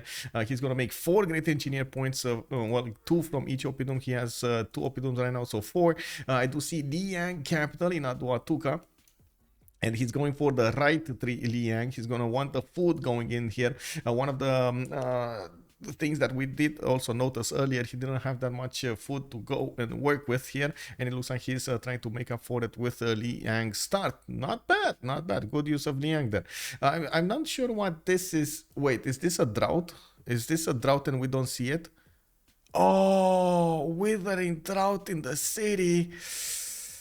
Oh, that is disgusting. 4 more turns to get there. Anyway, let's move forward, because this is, just disgusting, man. You don't want to see that on screen. God of War and Plunder coming up as a Pantheon here on England. We do have Bamaki starting to get his harbors out. He did put one, well, I guess on the east side. I do see I do see Hazaggi is asking Titiub if they can trade with each other. Samarkand has a galley out. Yeah, exactly, right? Sorry, it keeps auto-correcting my comment. No problem, no problem. When prediction, that's a good one, actually. Let's put up the prediction. Who will win? Let's go. Freritos de la Vega versus, on the left side, we got veux, Tsingy. Put it up as 30 minutes and let's go, boys. Let's go. Okay, so on London, God of War and Plunder, he's going to get extra points from his Royal Navy Tokats. A lot of admiral points are going to be acquired here. Going for lighthouses as fast as possible, and of course he doesn't have a continent split to benefit from some free traders. He did buy a trader, by the way. That's quite an investment, but he's going to get it back, especially with Magnus internals here. I'm actually curious if he's going to go for the 4th and the 5th settle much faster than usual. I do see he's more prioritizing the lighthouses than anything else there. We do have Australia also with the City Patreon Goddess. He's gonna want to get his no, wait, can he do something about this? No. Oh no. Oh no, Phoenicia just blocked the only way that Australia could get into the war here. Oh no. I mean, they're gonna figure it out at some point, and you know, it is what it is. Oh no, there is another way. There is another way to the south. It's a bit further away, but Australia can definitely use it to go into the English main channel. Very nice, very nice. And of course, we do have City Patreon Goddess activated for Australia. He's going to get the 50% of the first district he builds in a city. And immediately you do see he built actually quite a few of these campuses, benefiting from not only the breathtaking appeal, the extra +3 over there, but also some of the adjacency given by these reefs. Very nice, very nice. We do have him with a 4th settler coming out. He does have another city that he could go for to the northeast. And I do see a few cattle tiles there that could be improved. Not bad, not bad. We do have also Dido, religious settlements coming up from him. Looks like lighthouses also coming up from him. Fortress for a settler here from the city of Tyre. Governor Magnus is establishing, and already the trade routes are being sent to him to that city. We do have him with quite a few cities that he could settle. Unfortunately, I'm pretty sure he's going to realize relatively quickly that he is going to need to build up a navy, not only to deal with the west, but also deal with the east. This is an information that I believe at this point he's not fully aware of. Where is Indonesia? They know where Maya is, but they don't know where Indonesia is. This will be a problem, and I'm pretty sure Gabzou is going to want to make the most out of that lack of information. You can see the scouts has stopped here. The scouting has stopped here. They don't know more about this, and unless we see Phoenicia actually get abide him out and try to scout over here to the east side, he's gonna have a serious issue later on in the game. Of course, they do know about Maya. They do know that Maya's starting to pump out cities here. The choice of Phoenicia to go to the west side does stop him from actually going through the Pamukkale mountain to get to the main cities of Maya and see what's up. You see Maya strategically blocked a tile, so he doesn't give more information to his opponent. I think we actually saw all of the pantheons. No, I see fertility traits as a pantheon here for France, and France already started to trade some punches with Aztec. I gotta point out, Aztec has +2 luxury bonus on attack. Galleys have +3 intel, so they're stronger on the defense or also on offense. And I do also want to point out these damage points do matter quite a bit here. We do have Hazaggi on 11 science with 13 culture, while Tidube is on 8 and 16. Both of them are actually rushing political philosophy as fast as possible to get to oligarchy. An extra +4 on their side would be extremely valuable. So that's one of the reasons here. We don't need to see more boats coming out, and you do see they kind of stopped getting more cities because, you know, this is it. This is, you know, they need as fast as possible to get these galleys out, and whoever gets the most galleys might actually get an upper hand on his opponent.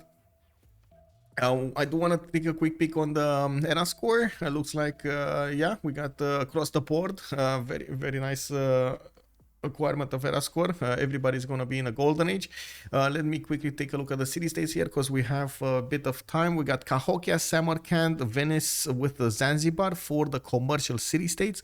Anshan will be the only one for science. It looks like Valletta and Gazarcamu and Volin will be the ones for military bonuses. Very nice, by the way, is to have a Valletta in the game. I don't think any, well, I guess no, Indonesia is going to be very happy to see it. We got Yerevan, La Venta, and Armagh as the cities with bonuses towards religious benefits. You do get like more faith from shrines, from temples, but you also get some faith from your capital, I believe. And we do also have Vilnius as the only city state for culture bonuses. Let me actually double check that. Yeah, you do get one faith in the capital city. So maybe Indonesia, again, could use some of these city-states if he wants to. Now we're going to need to see what he's going to do there. You only need one envoy to get the benefits of that capital point. And of course, Indonesia does get that opportunity to buy units with faith, naval units with faith. Very, very important bonus over there. It's not that usual that you're actually going to get that big of a navy, but one extra boat here and there, it's actually quite useful. Oh!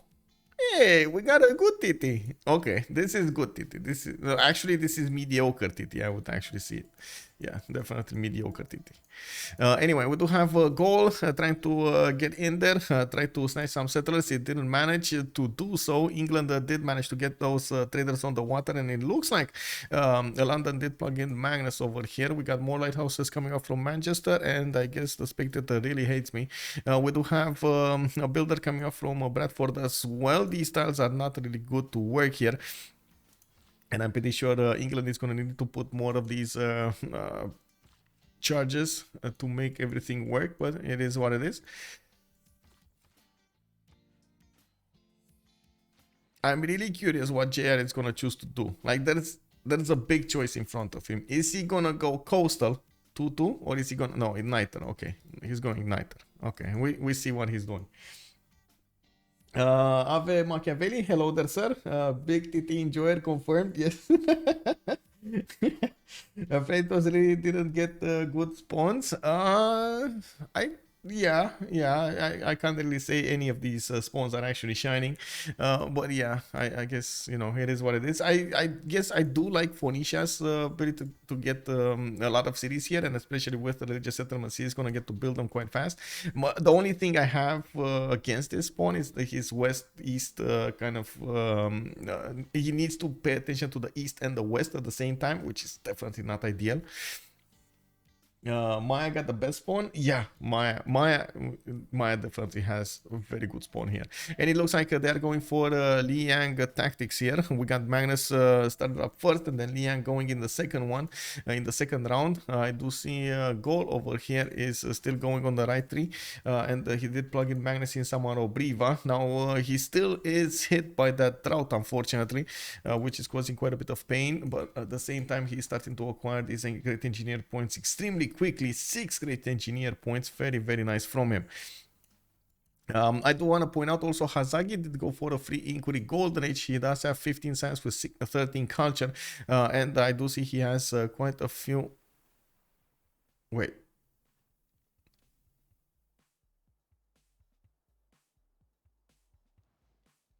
Okay. Like, is he planning to get harbors out?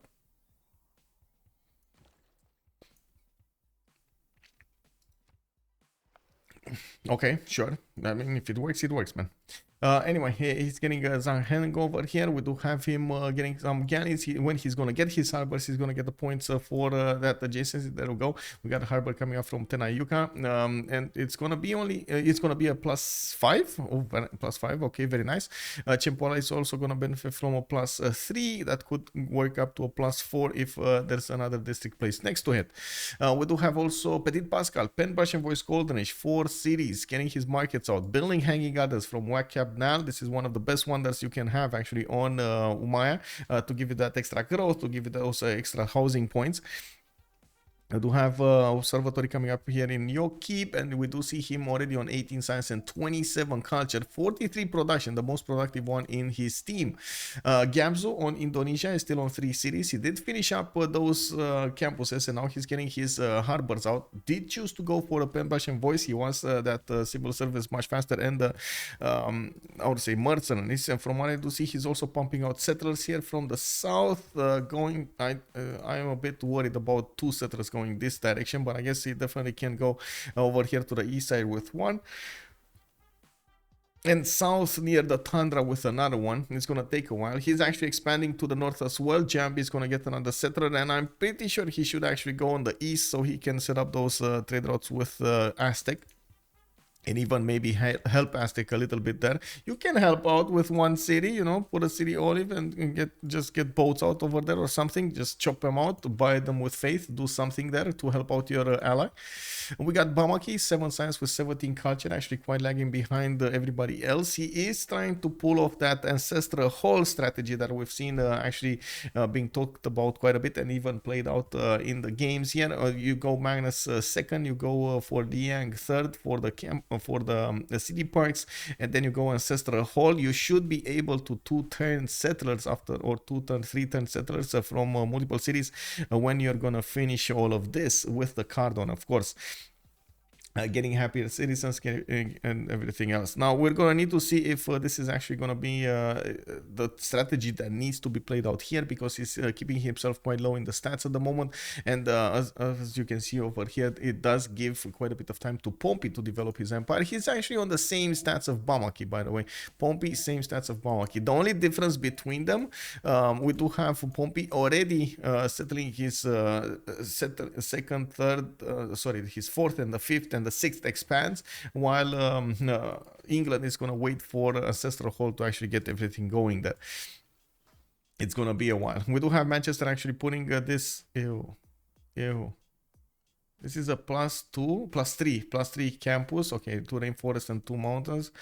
Okay, sure. Yeah, you can do that. You can do that as well, but you could have had a +4. Man, that drift tile is just annoying me. JR coming up with 14 science and 30 culture. We did see him put down his 4th city, getting granaries for a higher population, higher food here. I do see him getting a 5th settler to the east side, and he's gonna get on the same seas as Australia with that. I do see him also going for Pingala in Noviodunum. He is gonna ignore the city park promotions because he did choose to go Governor Liang right 3 for the food. He's not gonna have enough governor points for everything, so he's gonna choose to actually go for more of these. He also needs audience chamber. He built audience chamber for that extra food, for the extra amenity you get there, and we're gonna need to see how this is gonna develop. I do see a 5th settler going to the west side, and it looks like he's gonna put it to the west of Aduatuca. That will put him on the same seas as France, which might mean he's gonna want to go against against Aztec and help out France do the damage here. I also notice Aztec is trying to kill Samarkand, and it looks like next turn we might actually see that happening, depending on what's going on. France is trying to get in there and help it out. There are only a few pathways to go against that city, and of course we do see there aren't that many points of health remaining on these galleys. He's gonna try to do it anyway. We do see there is a possibility that city-state, even if it gets triple attacked, to stay alive. Anyway, we do need to see what's going to happen here. I'm pretty sure France wants to wait and to take out the galleys if possible. Maybe even take over the city, or take it back from Aztec. Even either get a liberation or get a city for himself. We do have Tidube here with 17 science and 18 culture. It looks like he's a bit further away with culture than his opponent. He's trying to get his campuses down, and did put out Gavron Plaza to the west of Paris. Now he did put out 3 harbors. He can actually output boats from Paris at this moment in time, which is good. That's a 7 pop city, and I do see he has a bit of a problem with Aztec coming up on the west side with these oligarchy boats and +4 luxury attack bonus against the French nation. Now, yes, these galleys do benefit from a +3 intel on opponent's movements, but still, it looks like they are equaling out very nicely here. Hazaggi trying to use as much as possible also his borders to get to pop some heals into those boats as much as possible. We do have also Titiits, 25 science and 28 culture in the top part of the map. He's kind of far away from everybody else. We got Canberra with audience chamber from that city center. He's getting a higher food, higher population count in his cities, and I do see he's starting to chop some of his tiles here. We do have him with fourth settler to the east and a fifth one, which honestly I'm not sure exactly where he wants to go with it. Maybe he's actually gonna want to settle on the western side over here. Is he going? He's going mathematics. Okay. I guess we're gonna need to figure out if he does have. Oh yeah, he does have shipbuilding. Okay, you see, he does have. He can move on the coast. Okay, very nice. Samarkand got taken over. These boats are getting some promotions, and it looks like France is going to try to take it back. I do have to point out that the moment Aztec doesn't benefit from an extra point of damage from those amenities he just acquired with Samarkand, he would actually need to improve them, and that's going to be quite an investment over here from his allies. If they... Oh, he's bringing a builder. He's bringing a builder. Okay, very nice, very nice. I was starting to say that it might be a good idea to actually buy him a builder over here in Samarkand. Extra points of damage are extra points of damage, man. If you can use them, it's very, very nice.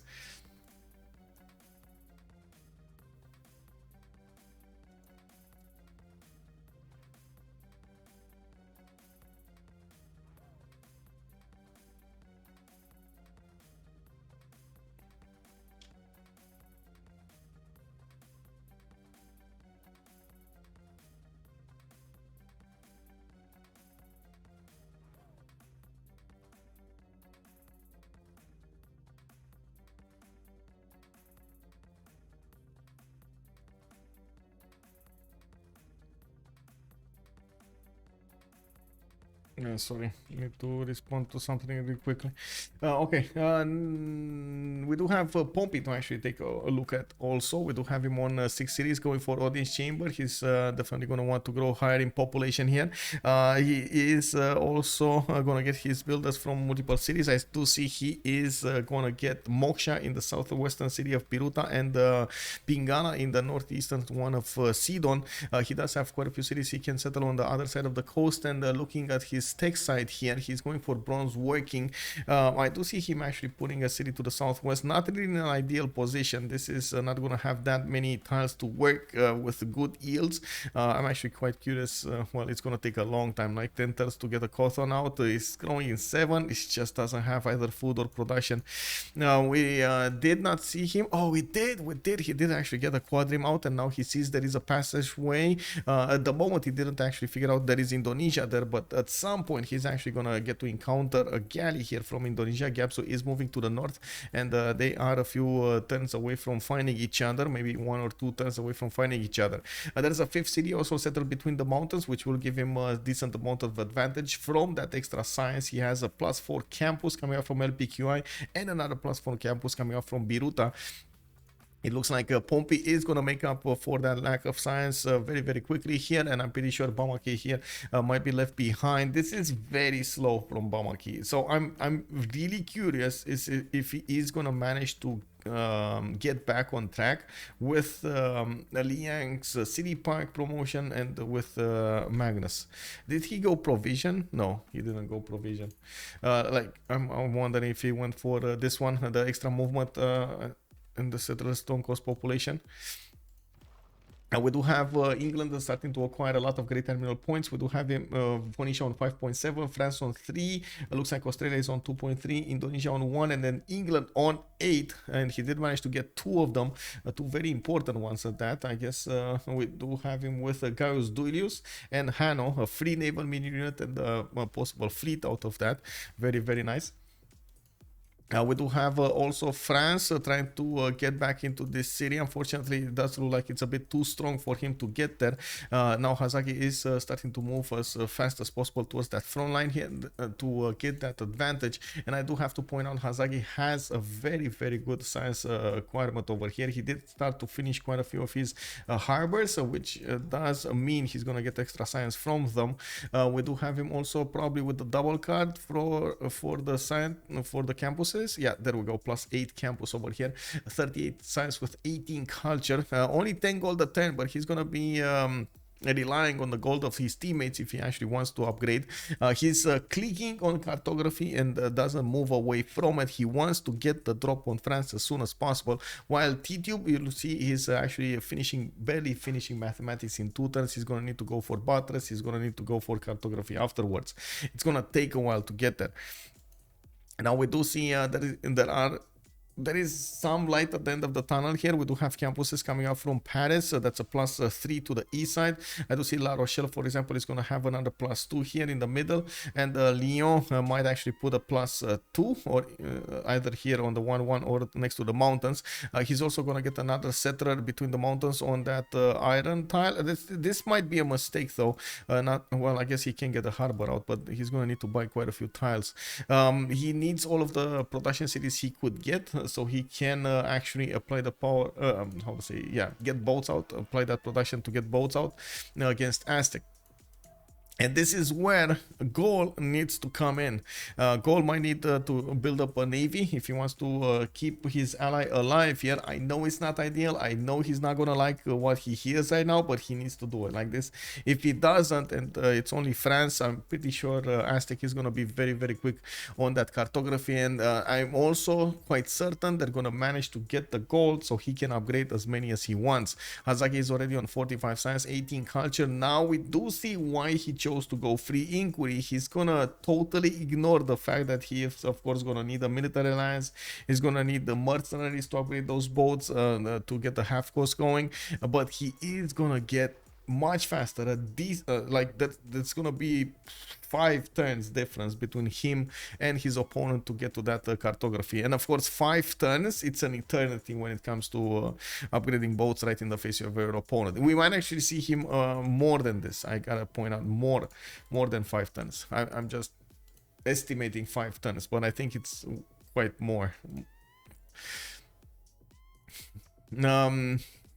Let's take a look at Gaul here. What is he doing? We do have him gaining arenas. Okay, he's gonna want to probably get Colosseum over here. We do have him with a campus coming out from Noviodunum, and I do see JR is gonna move another city to the east side. Okay, I do see industrial zone logistics coming out from Samarobriva and more builders. He did go for Magnus in the city in the south and Pingala in Noviodunum.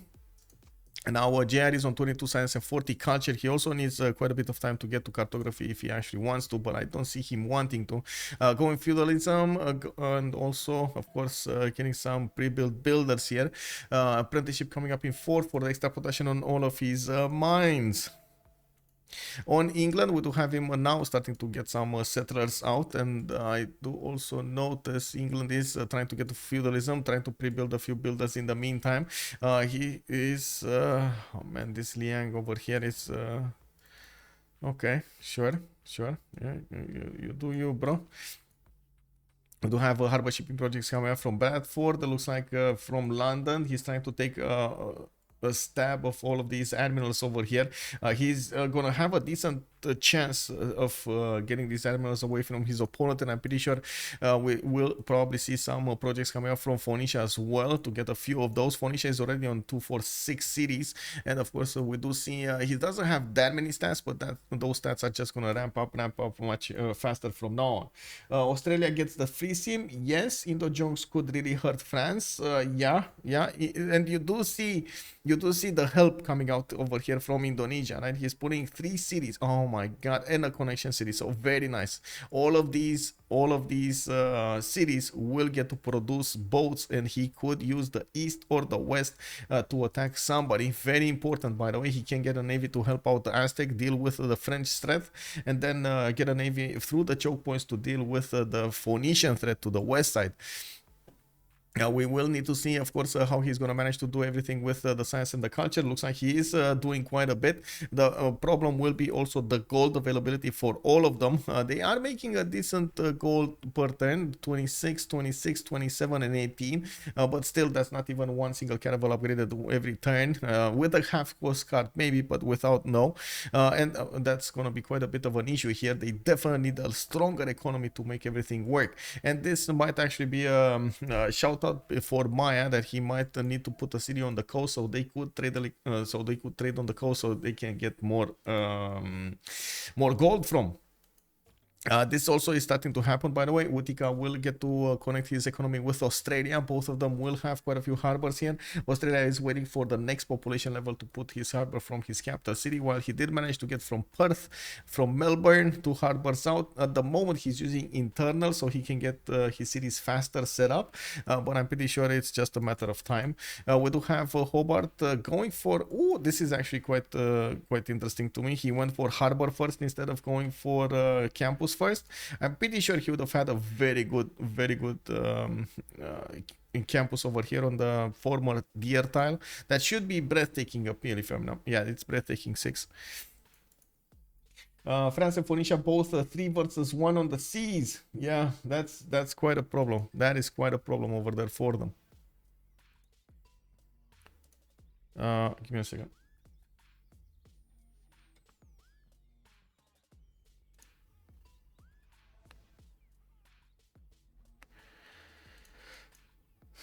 On Maya, we do see him seeming away, and he at the moment is not actually putting all of those commercials, but he did manage to put one down for El Mirador, the one city that did get to 7 pop. He's getting some theater squares out as well, and I do see him going for the city parks. I already saw one city park over here from El Mirador, while Moksha is plugged in there. Koba is the next one up with Liang. He does need a builder out from it, and I honestly don't even see a flat tile for it to be used. Is there a flat tile here? There's no flat tile. Don't you need a flat tile for a park? I'm pretty sure you need a flat tile for a park. Let me see. Because I mean, honestly, if they wanted flat tiles, it would have been amazing. Yeah, it's flat tiles, right? Tundra, snow, plains, grassland, desert. Ooh. Well, I guess he's gonna figure that out the hard way. Oh, kick W. Anyway, we do have more builders coming out. I'm pretty sure they're at feudalism timing, yeah, with the +2 charges, and he does have 2 more cities that he could place on the south. They are in range. Let's see, 2, 4, 6, one here and another one here. No, this is too far away. This is one tile too far away. Maybe this one to the west side, 2, 4, 6. Yeah, this one on the west side. So he could place another 2 possible cities, 2, 4, 6. Oh, 3 possible cities. Another one to the east. It needs to be in that 6 tile radius, I believe, from the capital, if I'm not mistaken. Is it 6 or 5? Lady 6 guys, 6 tiles. Okay, 6 tiles. So I was remembering correctly. Let me take a look here. What was sent? Oh, perfect.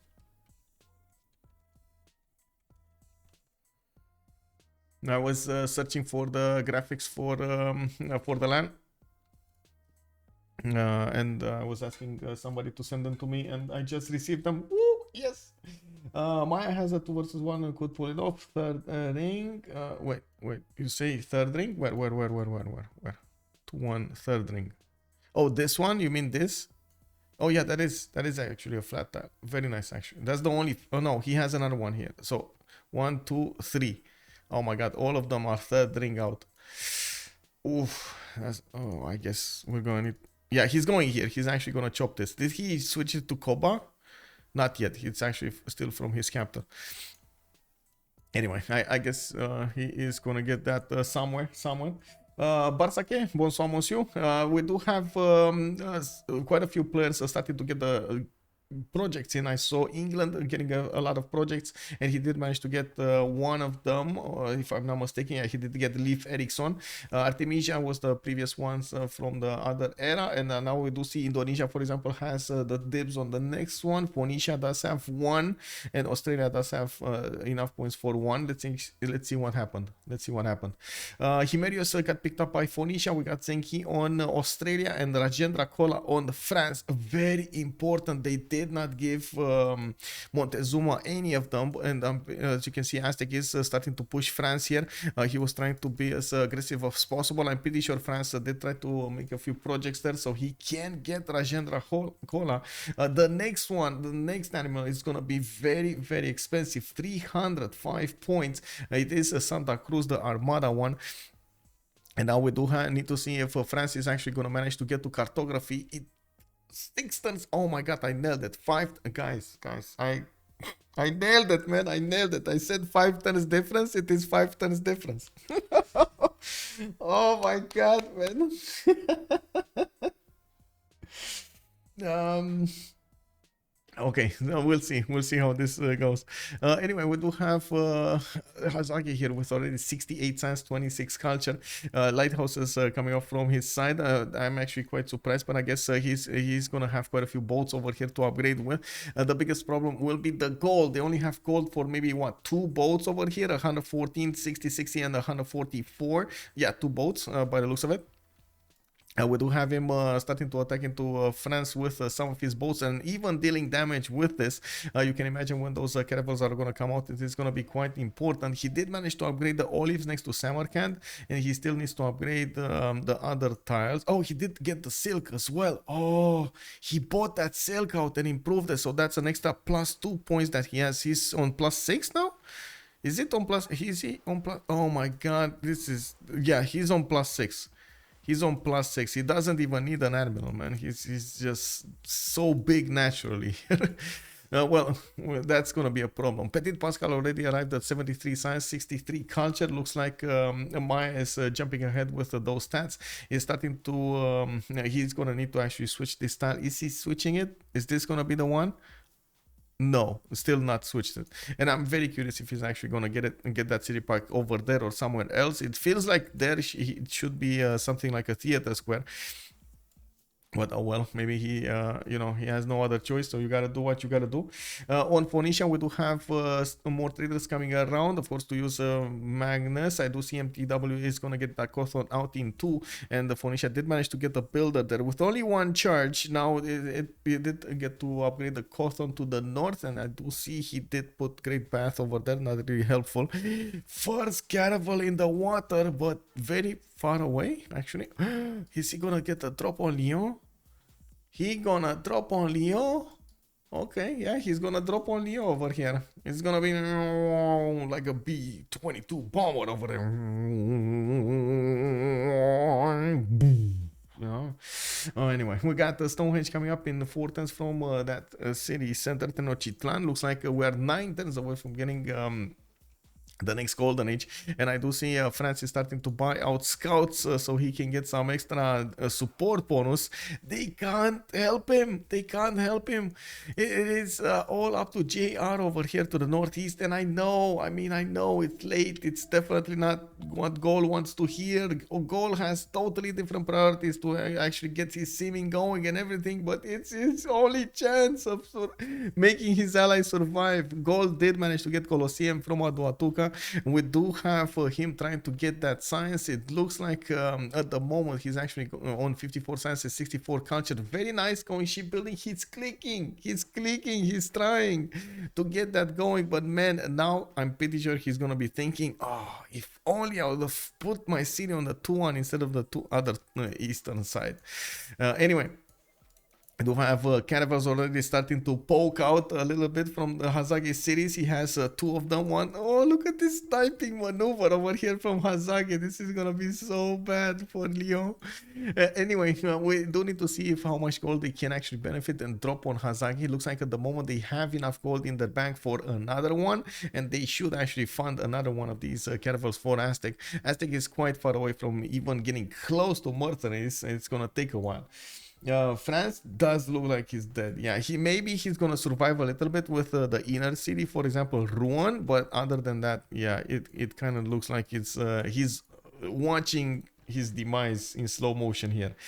We do need to see also what's happening with Indonesia. Doesn't look like he actually needed to put boats out in the water, neither on the west or on the east. He just needed to get a few ones to defend against the Phoenician attack, and that's about it. Getting some lighthouses. This is the priority right now, is gold, and that's exactly what they're doing, so they can fund Hazaggi. If they do manage to overwhelm the defenses of France quick enough, they can go afterwards and poke a little bit at the Gaul. They could fund the words of, for example, Indonesia, to go and poke a little bit at Phoenicia and so on.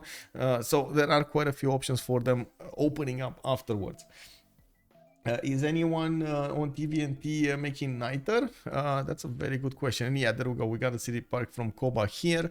Army tab. No, actually nobody's making, from what I can see, niter here. Looking at the tech side here, we do have Ptitpascal going for mathematics and civil service. He is gonna need to go military engineering for that, and that's the well, middle bottom tree here. Okay, let's see what's going on here. Oh my god, is this not the most sneakiest thing you've seen? He's gonna get in, he's gonna get next to the city of Lyon, boom, take it down in 2 turns, swam, bam, you know? And all of these boats are going to be quite, I would say, quite damaged. Even if they do get the upgrades, it's going to be hard for France to keep up with his opponent here. Especially when the Aztec boats do have the +6 on them, but it is on attack. I got to point that out. They're going to have +7, by the way. He's just going to casually walk on that coffee tile, settle on the coffee tile, and get a +7.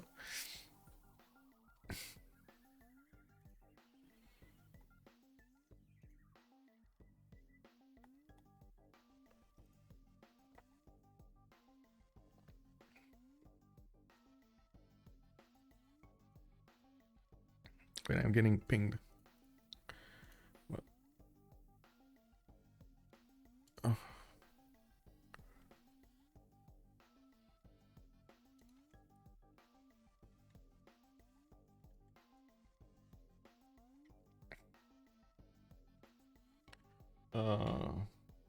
Oh, I see. I'm getting some questions about the rosters for the wildcard.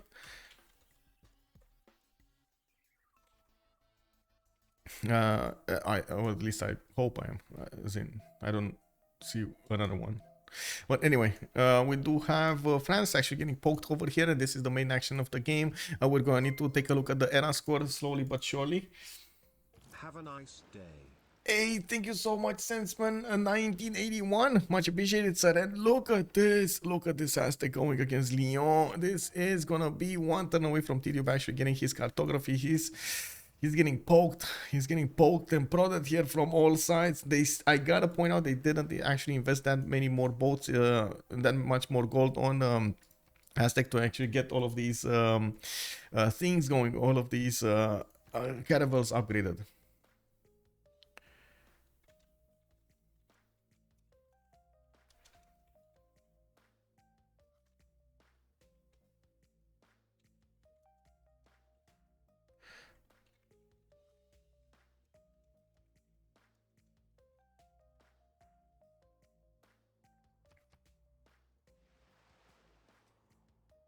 We do have Phoenicia coming up here with commercials. Actually, he's trying to get the Sidon to make more gold, and I'm pretty sure he wants that era score as well. Looking at the era score tab here, there are almost all of them going for the Dark Age here.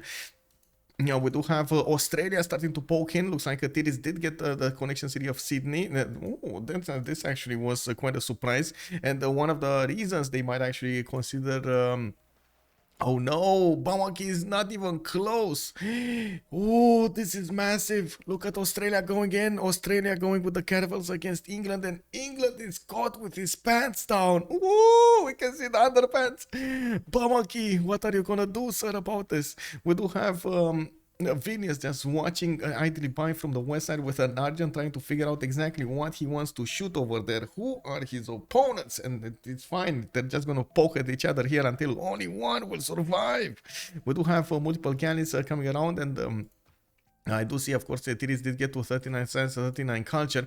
I don't think he actually upgraded these boats with how to say, with mercenaries, and from what I do see, he's starting to poke through the English line of defense. Now we're going to need to see if England is going to manage to get enough of defense to stop him from getting to his cities before he's actually going to get cartography. You can imagine he needs to go for buttress, he needs to get his cartography going before he's going to get to upgrade.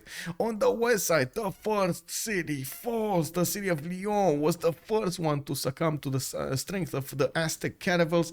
We do have Aztec going against the remaining galleys over here. I do see France did manage to get the upgrades on one of his caravels next to La Rochelle, and he is going to try to defend with the other boats over here to the east side. This is quite a problem. We do have them putting some gold on Tidube. He did manage to get, let me see, military alliance, which is going to be an advantage. Wait, no, both of them have military alliance. It's fine. +3 open. Okay, oligarchy. It's fine. Okay, so let's see, both against both. Let's see, 69 versus 65, and this is without an admiral. I do feel like France should have more damage than his opponent, especially with Rajendra Kola. It would have been amazing if he would have had the second one, but that just wasn't in the cards here.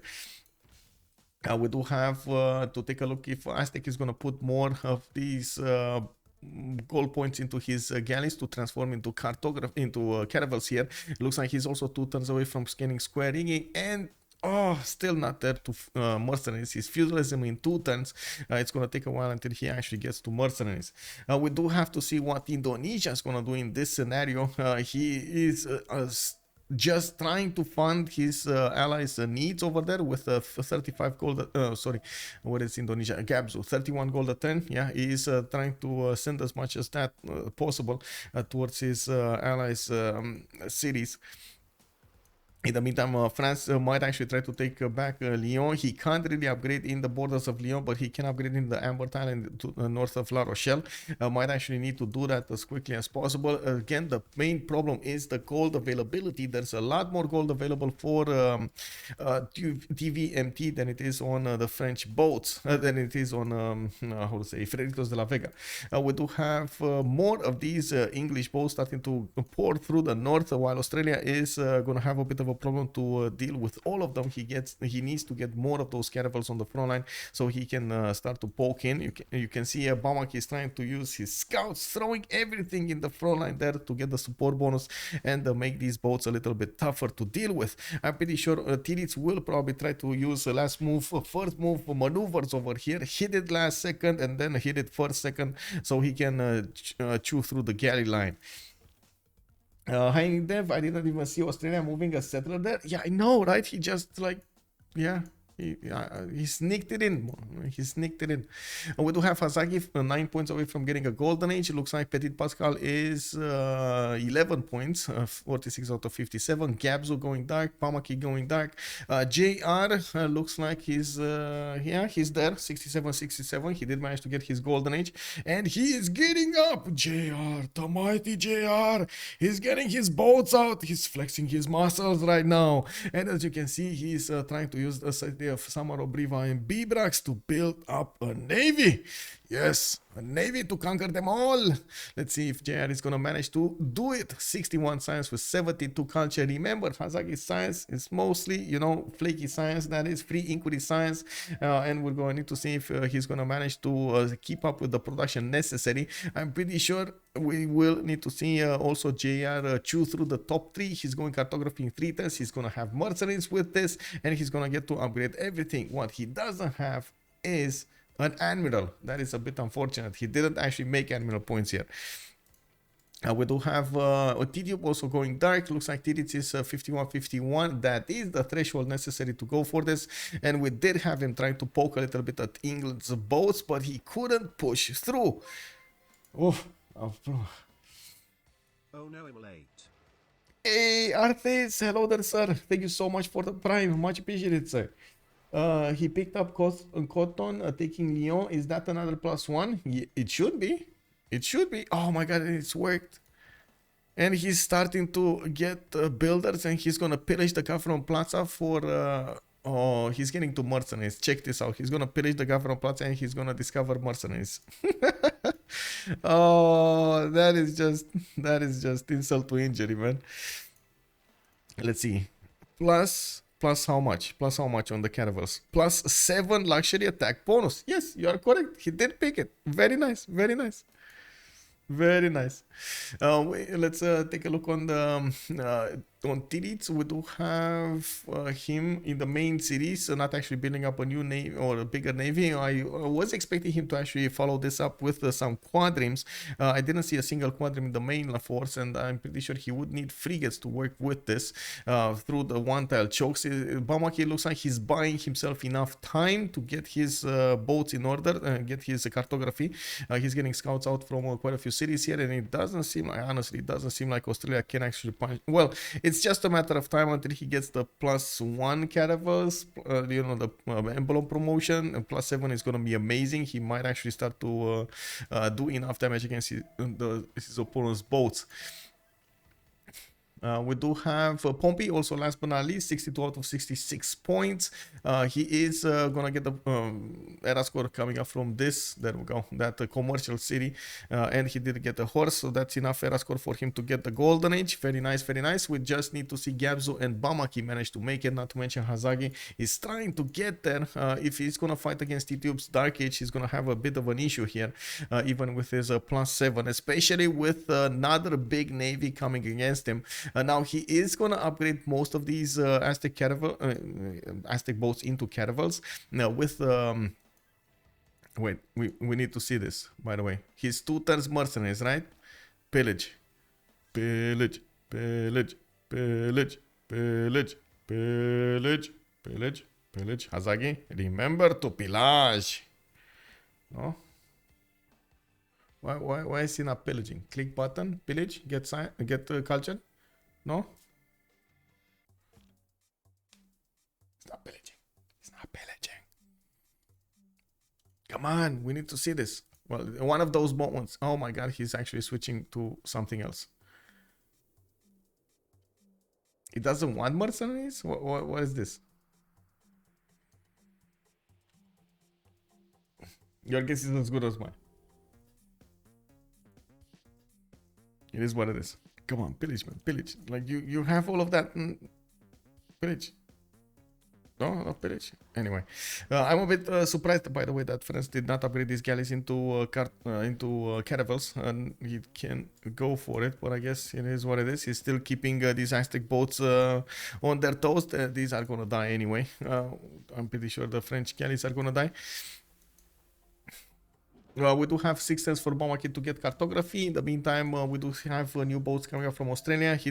We can actually see the damage counters right now from the one with the emblem, and he can one-shot the units, some of the units here, and make way for his boats through. We do have Australia trying to deal the damage against the galley fleet to the southeast, and it looks like he will manage to poke in. Looks like Villiers also doing some damage. There we go. He just deleted 2 of these galleys immediately, and Titiits is starting to pour through with more galleys, with more caravels, allowing him to get more distance, more land covered, or I should say area covered on the naval side, so he can attack from more sides. We do have well, a crash. No, Bamaki, Bamaki.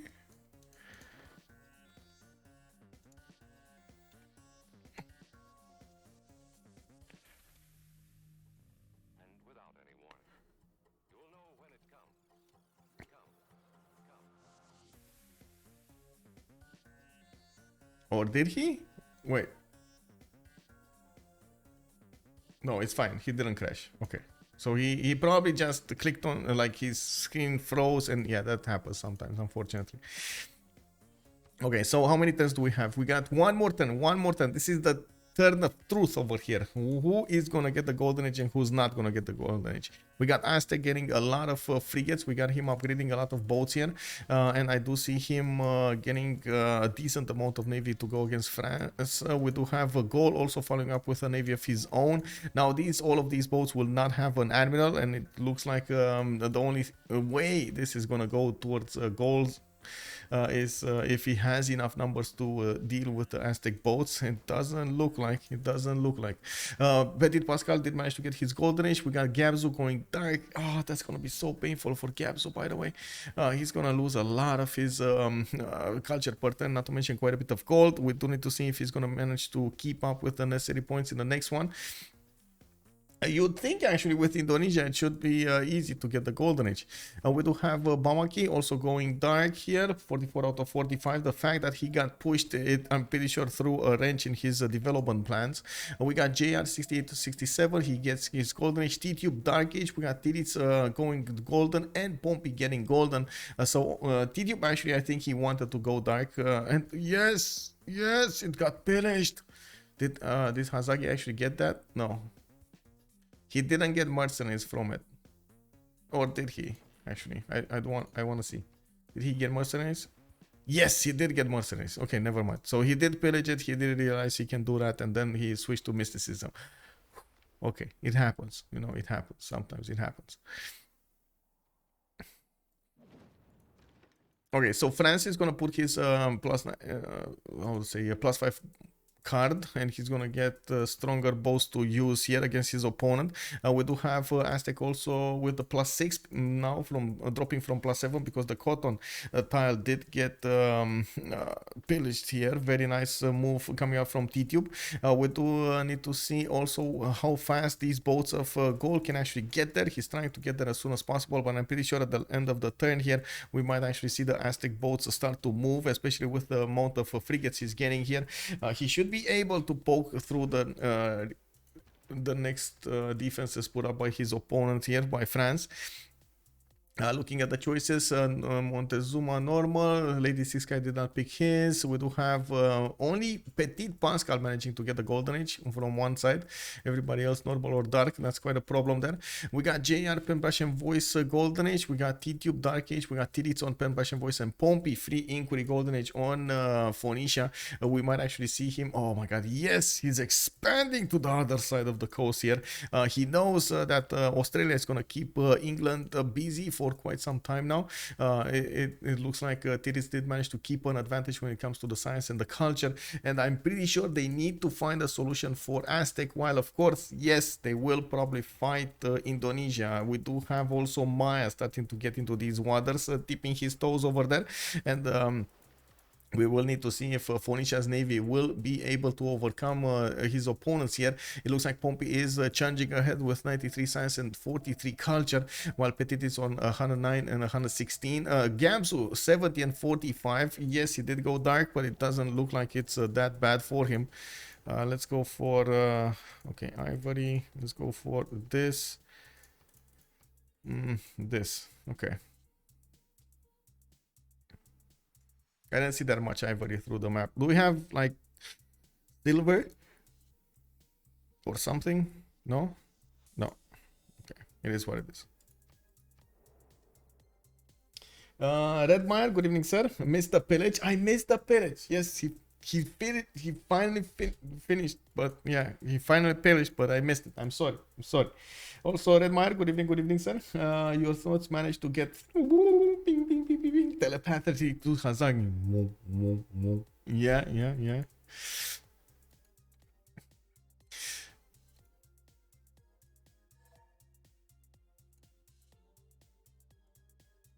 I think Ptitpascal is asking for a pause after the Congress.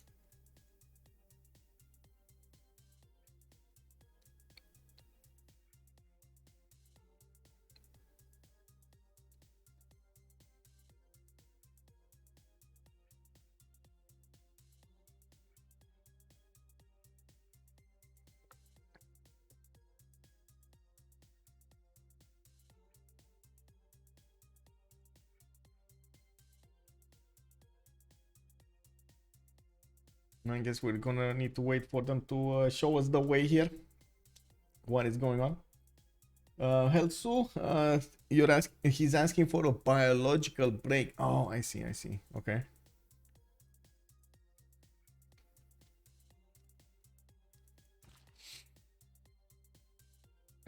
What is this Vazi? MND, I believe it is Medno, like the free sim. You are free sim. He's calling out Petit. Oh.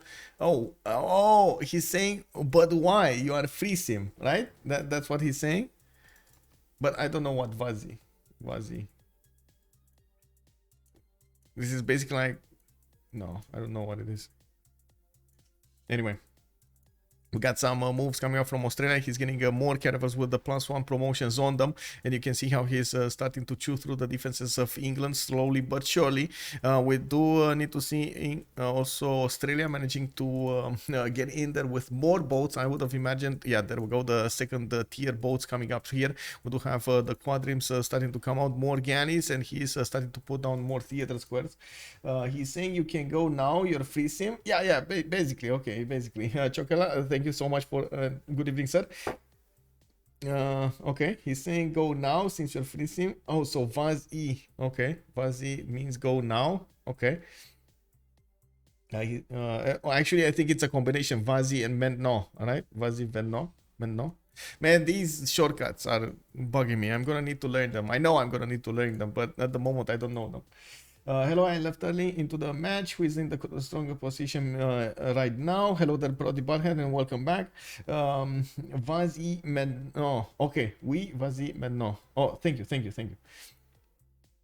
So Brody Barhead, at the moment we don't know exactly who's ahead, but if I actually would have to put my money on somebody being ahead, would be actually TVMT, because they do manage to do the damage against France, and I don't see that many chances of Gaul managing to punch through back through the boats of Aztec. He is more wanting to defend himself rather than anything else. We do have a safety setter coming up from Paris, so he's going to try to get out of there, but that also opens up Aztec's possibilities to go on all over this wider continent, including Gaul cities. We do have him with quite a bit of land over here to expand in, and unfortunately he doesn't have a third continent. That would have been amazing to get more amenities there. I do also want to point out, yes, even if Australia is pushing through England's territory, England is managing to do a good job slowing him down. He needs to slow him down enough so he can get his own caravels. The moment he's going to get caravels, it's going to be a bit different. It's going to be harder, much harder for Australia to punch through. We do have also to see what Indonesia and Maya are gonna do here. Maya is basically free sim at the moment, and we do have Indonesia with quite a few boats, but it doesn't really have a plan to go against Phoenicia. I do see Phoenicia ramping up his city count, and he's gonna try to get bigger for the next part of the game, but if they lose 2 players, as in, well, I guess they're not gonna lose Gaul that easily, but it is on the chopping block here. I'm pretty sure the Quarteron can be taken by frigates, and Samorobriva with Bibrax, well, no, Bibrax and Dura Quarteron by frigates and caravels, and Samorobriva can be taken by battleships. Now Aduatuca is a bit too far away. Yeah, and I see already they're doing the salutes over here. You can see the damage points are definitely on Aztec side. I do have to point out, Ptitpascal just put out a pause here, 30 seconds.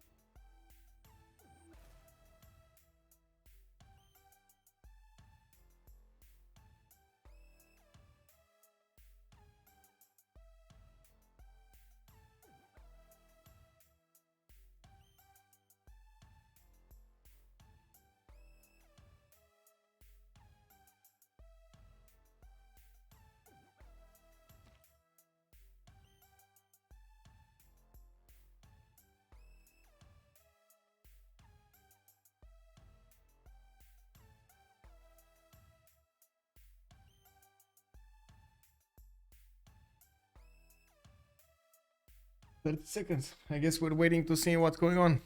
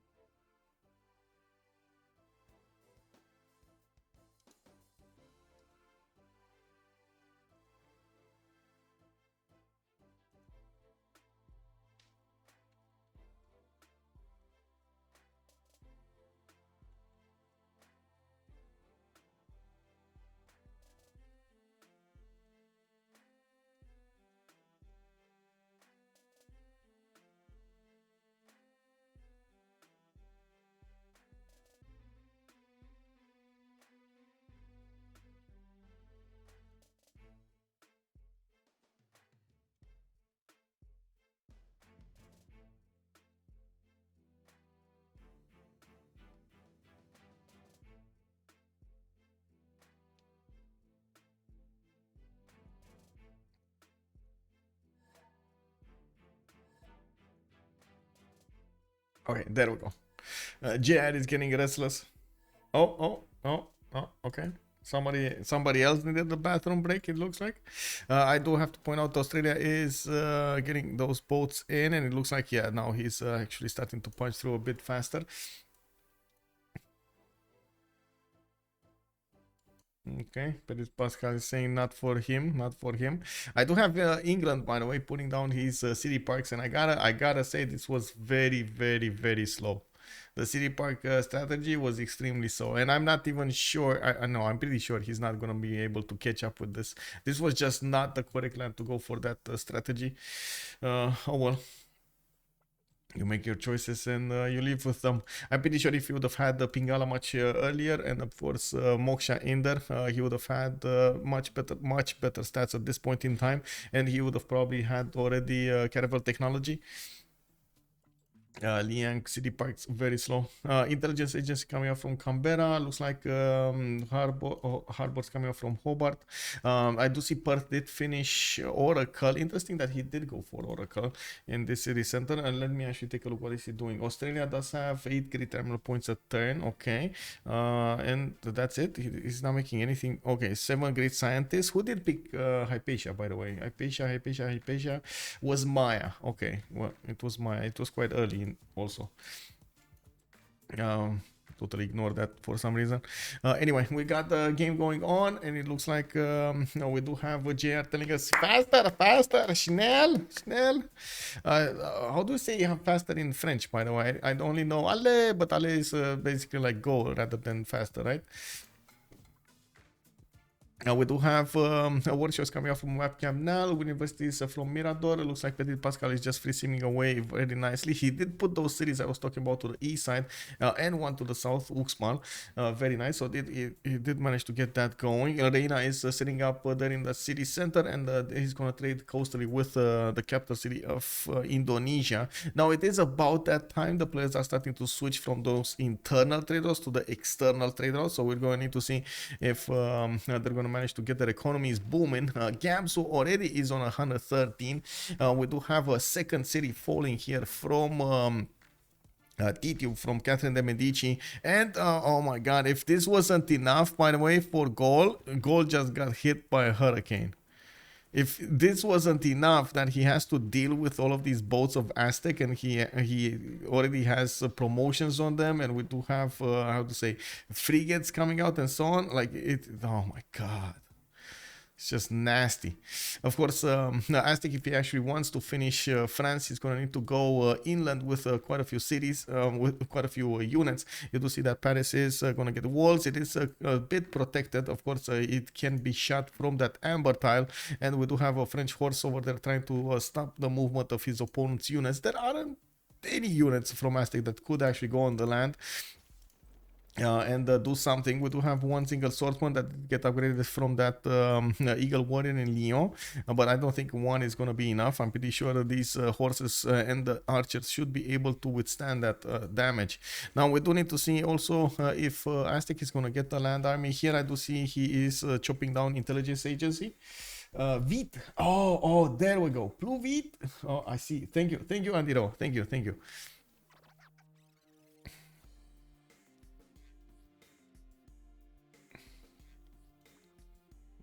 Give me a second.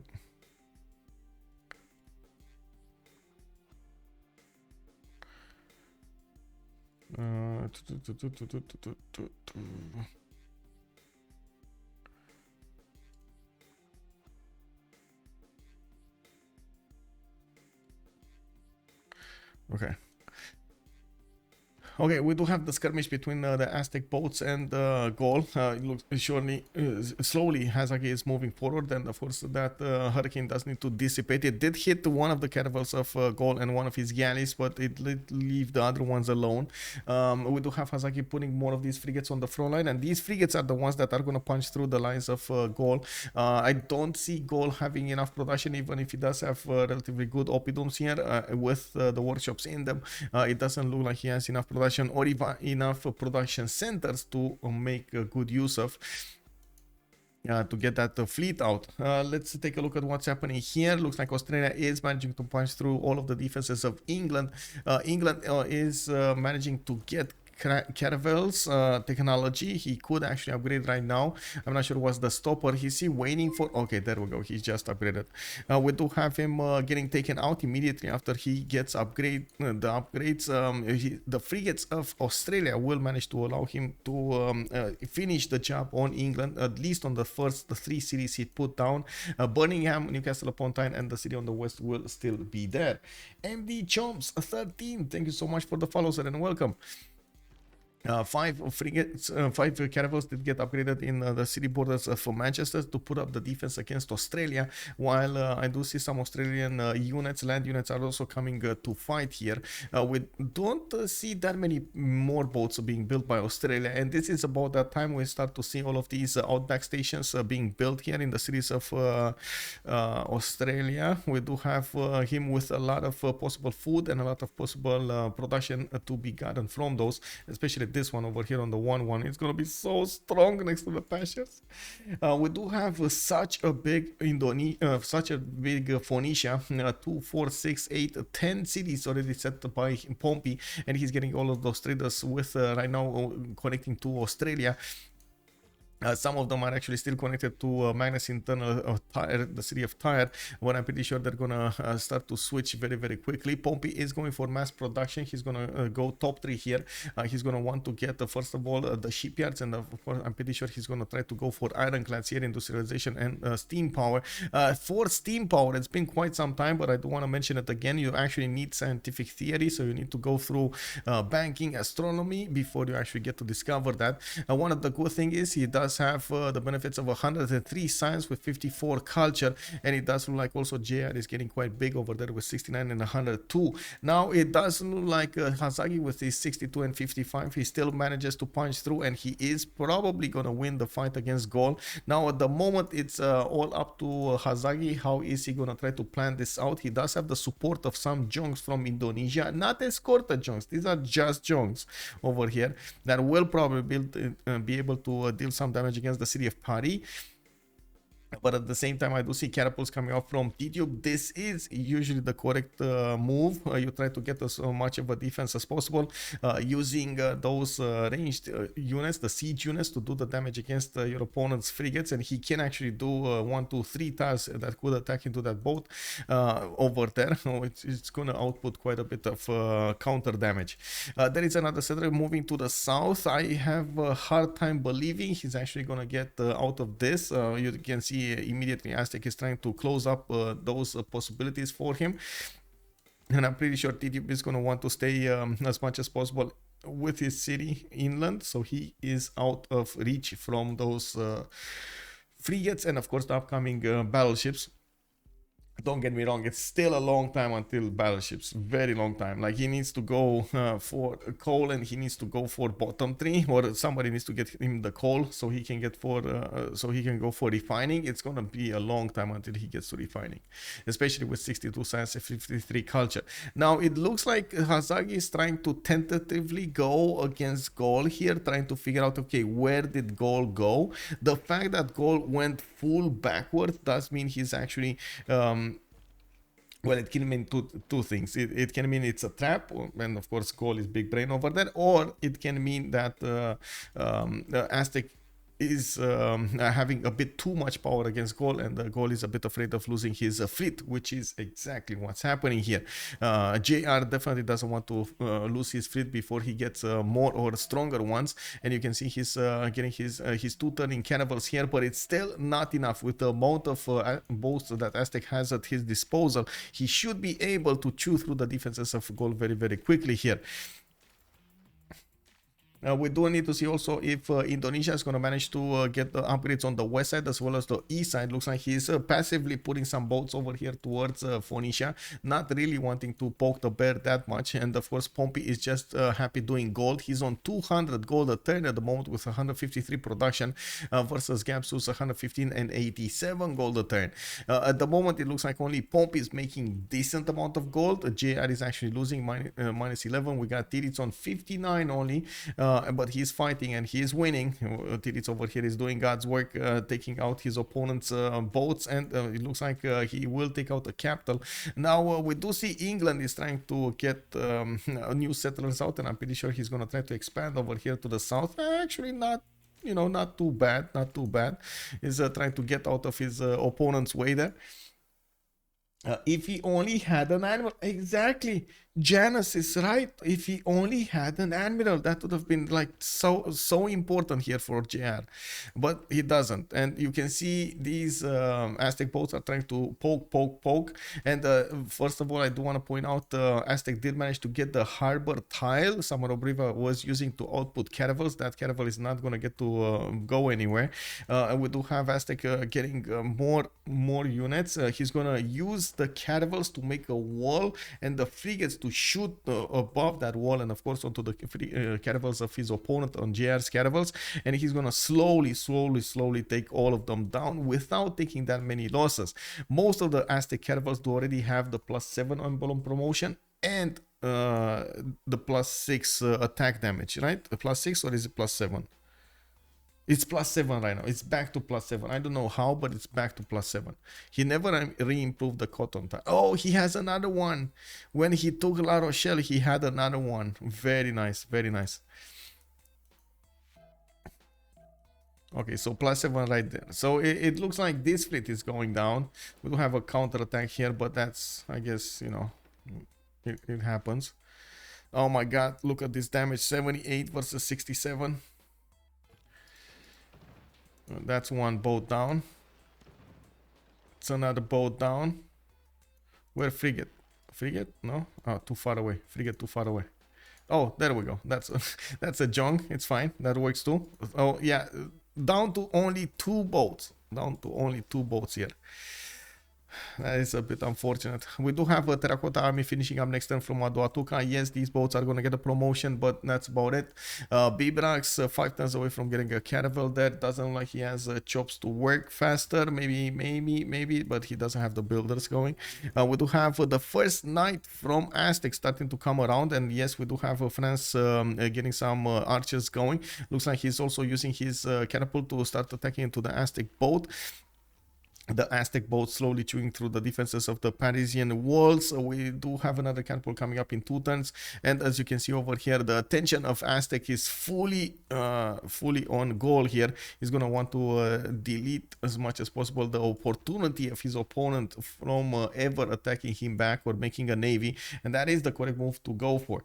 We do have also Australia managing to push through the defenses here of England. I do want to take this time and actually take a look at what happened here. We do have Tobacco granting no amenities, and what did the oh my god, computer went truffles again. What the fuck? We do have how to say 13. Okay, now he did good. He did actually go for A. We do have Diplo. Okay, B and A. Okay, this is good. So I guess on these luxury policy slots, the AI is just bonkers. Rough turn for Gaul. Yeah. The Tide of War, man. Yeah. Quite a rough one, indeed.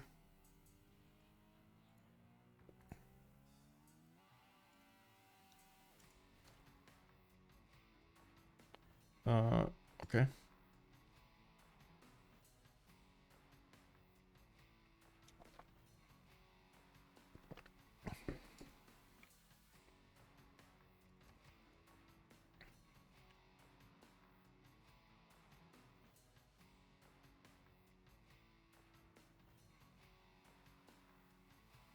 Give me a second.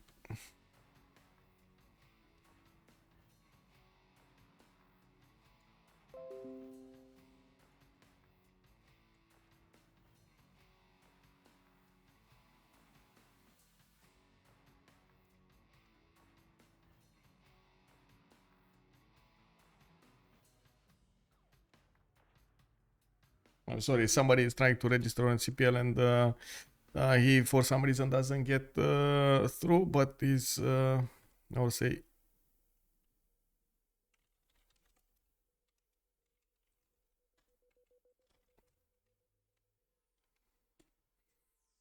he needs to just follow the steps. Not my fault.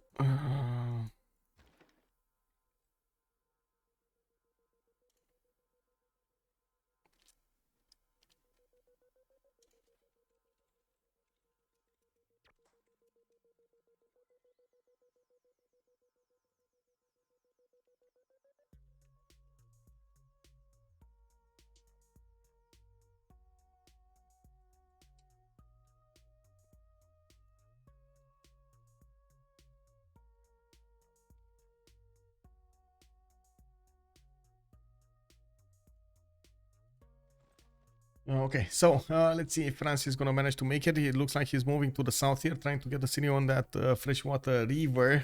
Again, I don't actually believe he's gonna manage to make it to safety anywhere else. There is no safe space with Aztec on the coast there. We do have Australia managing to get right in the face of Manchester, and London in the south is trying to bring a few quadrims to upgrade into frigates. He's 2 turns away from getting square rigging, 4 turns for exploration. We do have a square rigging.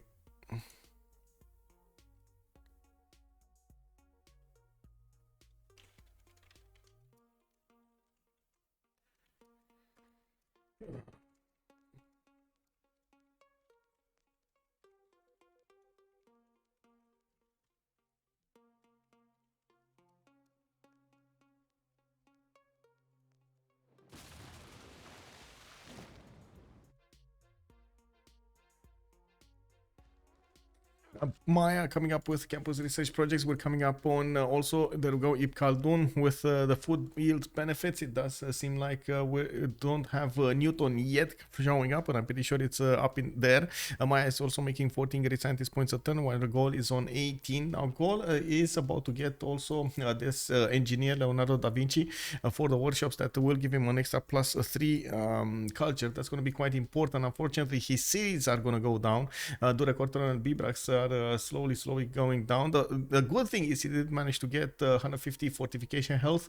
He did manage to get I'll say the engineer for them, James of St. George, very nice. He got 3 walls over there, so it's gonna be a while until Aztec is gonna manage to punch through, but it is just a matter of time. We do have 3 tiles of attack on the city of Bibrax, for example, and of course those junks will slowly chew it down.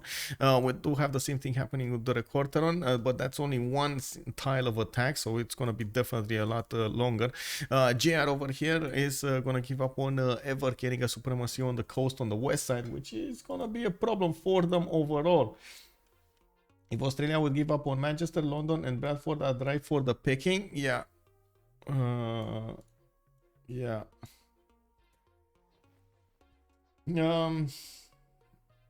We'll see. It looks like Australia is trying to push in, trying to stop any kind of new fleet forming here from England. He's also going to pillage these harbors to get some extra gold. And we do have him getting his horses on land here. He's going to start to get some pillages on these mines.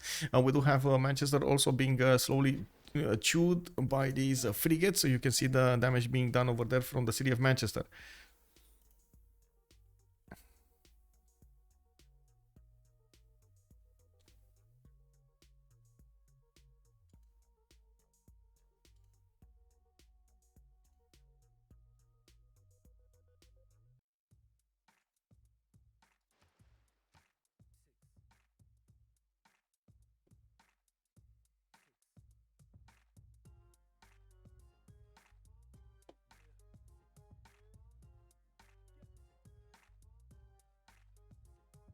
Give me a second.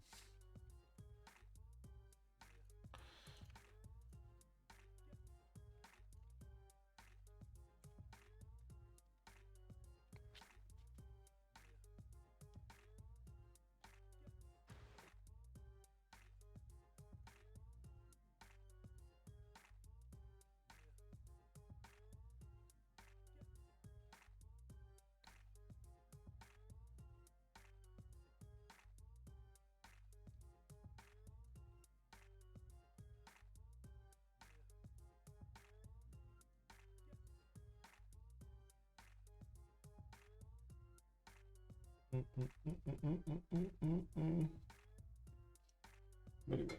Anyway, Joanna seems to be the plan with this levy. Are they going to let France take some of the English cities? I'm actually quite curious, but yes, it does seem like France is getting some levies over here from Vilnius, a lot of units, and yes, it will have the opportunity to take quite a few cities over here, allowing him to stay alive. It's gonna be a while until Aztec can actually take out Paris and Rouen, not to mention the city in the south over here that Tidube is trying to place as far away from the coast as possible. I'm actually quite curious why he's not staying over there on the main style or somewhere. We do have a bit of time for Tidube to actually move all of those units to take on cities, but in the meantime I'm pretty sure Australia is just gonna be happy chewing through London and Bradford defenses and pillaging as many tiles as he possibly can. I'm actually a bit surprised he's not bringing a few more units to get those defenses going, to get those pillages going. We got a spy coming up from Melbourne. Looks like Australia did actually put a few of these outback stations coming around here. Kilva Kezivani coming up from Canberra, and Hobart with a lighthouse. Theatre Square Festival in 3 10s from Perth.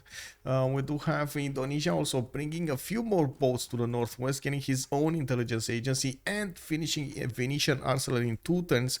We don't have we do have actually Phoenicia starting to get up.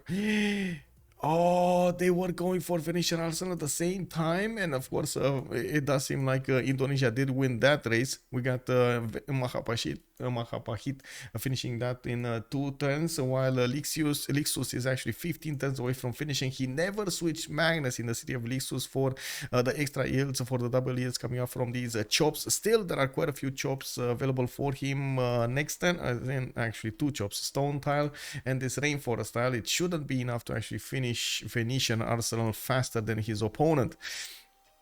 Well, Gabzou over here nailed it in the timing. Island Kilwa, just like, yeah. Kilwa Kisivani coming up in 6 turns from Canberra. Very nice, very nice.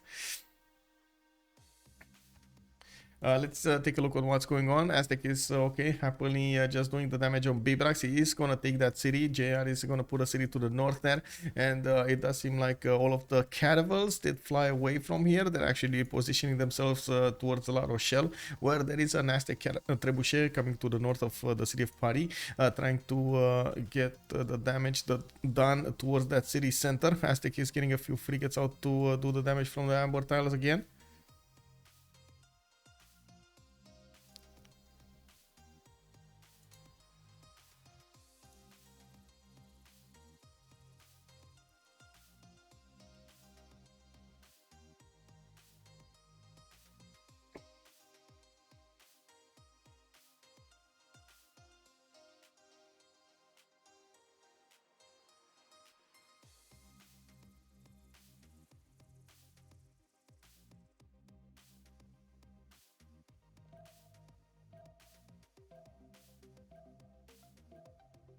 Colossus coming up from Chempoala.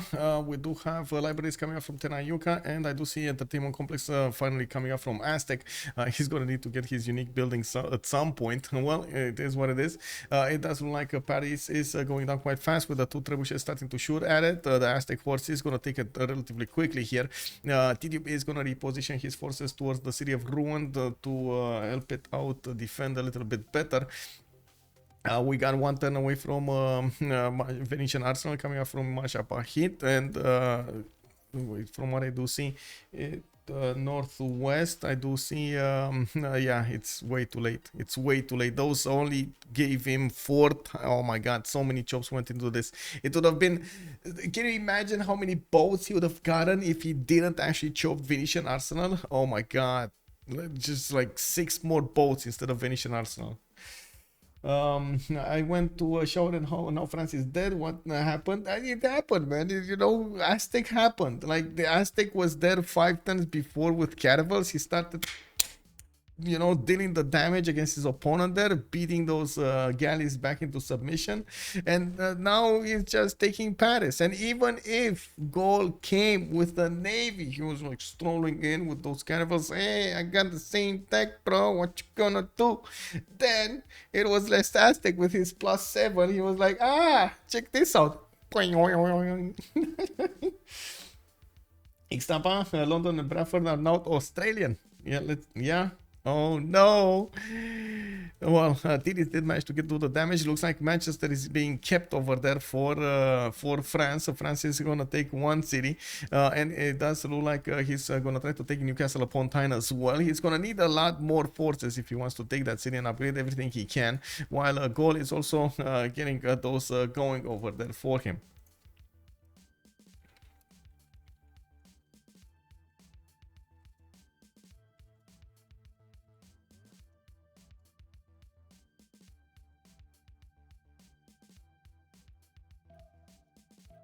Now we do have Pompi coming up here to the northwest of LPQI. It looks like campus research projects coming up from Phoenicia. Look, they might actually be fighting for Newton now.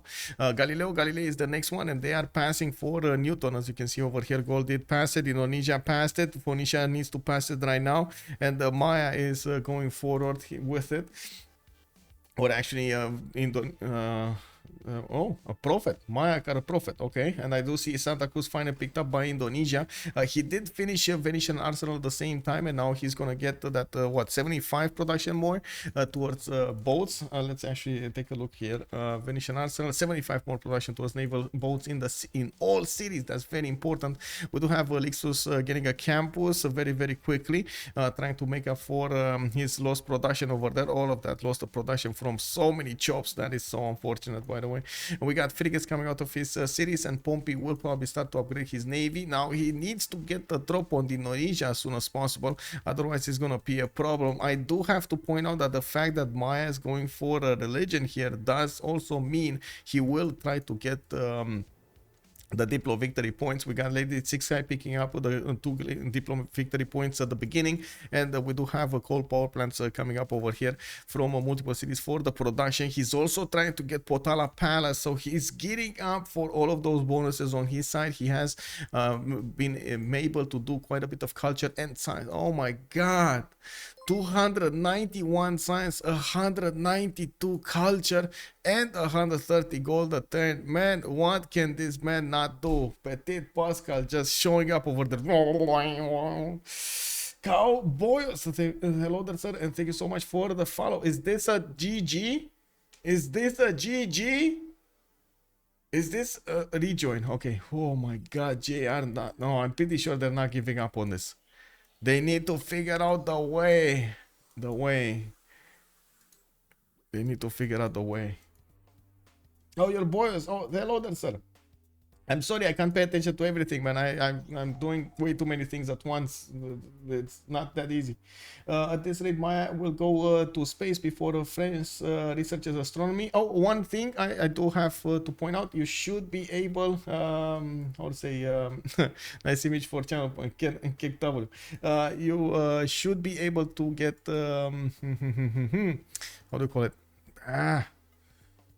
Another moderator or admin to help you. I'm pretty sure you can get somebody to help you there. Why did Maya play Uxmal 7 tiles out? Wait, he did? Uxmal. He did 2, 4, 6, 7. He did. Oh my god, he did. I don't know why he did. I guess he wanted to get Governor Reina in, but I'm pretty sure he would have solved that with a harbor in there. So I don't know. I guess he didn't count, bro. I guess he didn't count. We do have Potala Palace coming up in 7, Mahabodhi Temple in 5 turns. Let's take a look at what is happening on Indonesia. Indonesia shouldn't rely on the safety of Venetian Arsenal, or the safety of future production that could be put into his boats over there, because he doesn't have that many boats to work with here. But I guess Phoenicia is going to need to upgrade his boats also. And there will be a sign over here in the when these choke points are going to be attacked. I'm pretty sure Indonesia is going to know about this. We do have Phoenicia with available Himerios as an admiral, and I do see Artemisia there. Still working on more production, and looking at the production points, Pompi is at 254 while Gabzou is on 145. Even like this, it seems like Pompi has more production. I do have to point something out. A lot of his cities are not going to be able to pump boats into these waters. Like for example, Ainuk, Utica, LPQI are all on other seas. They cannot get very easy connections from the west to the east. We do have also Manchester. Oh, Tidube is surviving. Oh, by the power of the Australian government, we do have the French nation surviving to fight another day over here. Yes, with the Levin units he got from Vilnius.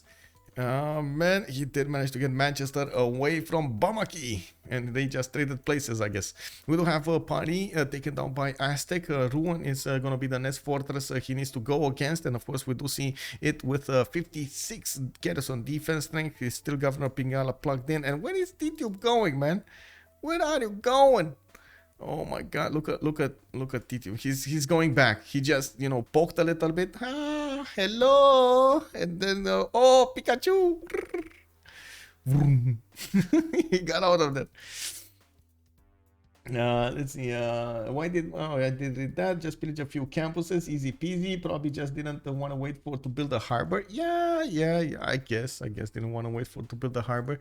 A bit unfortunate though. We do have coal power plants coming up over here. I do see Kopan getting some workshops. So universities coming up from Chichen Itza Harbor, Palenque. Okay, and a lot of those parks. Not all of them work though. I don't think this is work. This looks very, very nasty. It's not worked. This is countdown.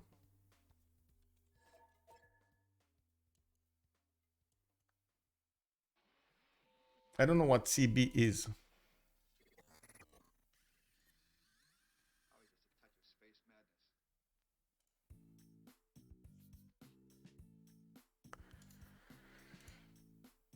You meant Peekaboo, not Pikachu? No, I meant what I said, man. It was Peekaboo first and then Pikachu next. He Peekabooed when he got out of the forest. He just turned the leaves and he was like Peekaboo, and then he was like Pikachu. Combien? Oh, how much? Oh, okay.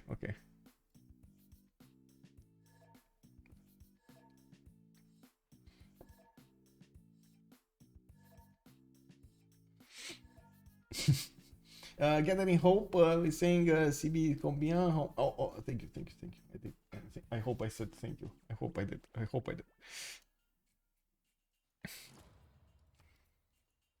Man, I need to figure out exactly how to do these jokes, especially with the sounds and everything, and at the same time, like using my head or something. And I need to figure out how it sounds. Slowly, man. I need more experience. Definitely. I would love to do it. Anyway, we do have Australia coming up over here, managing to get.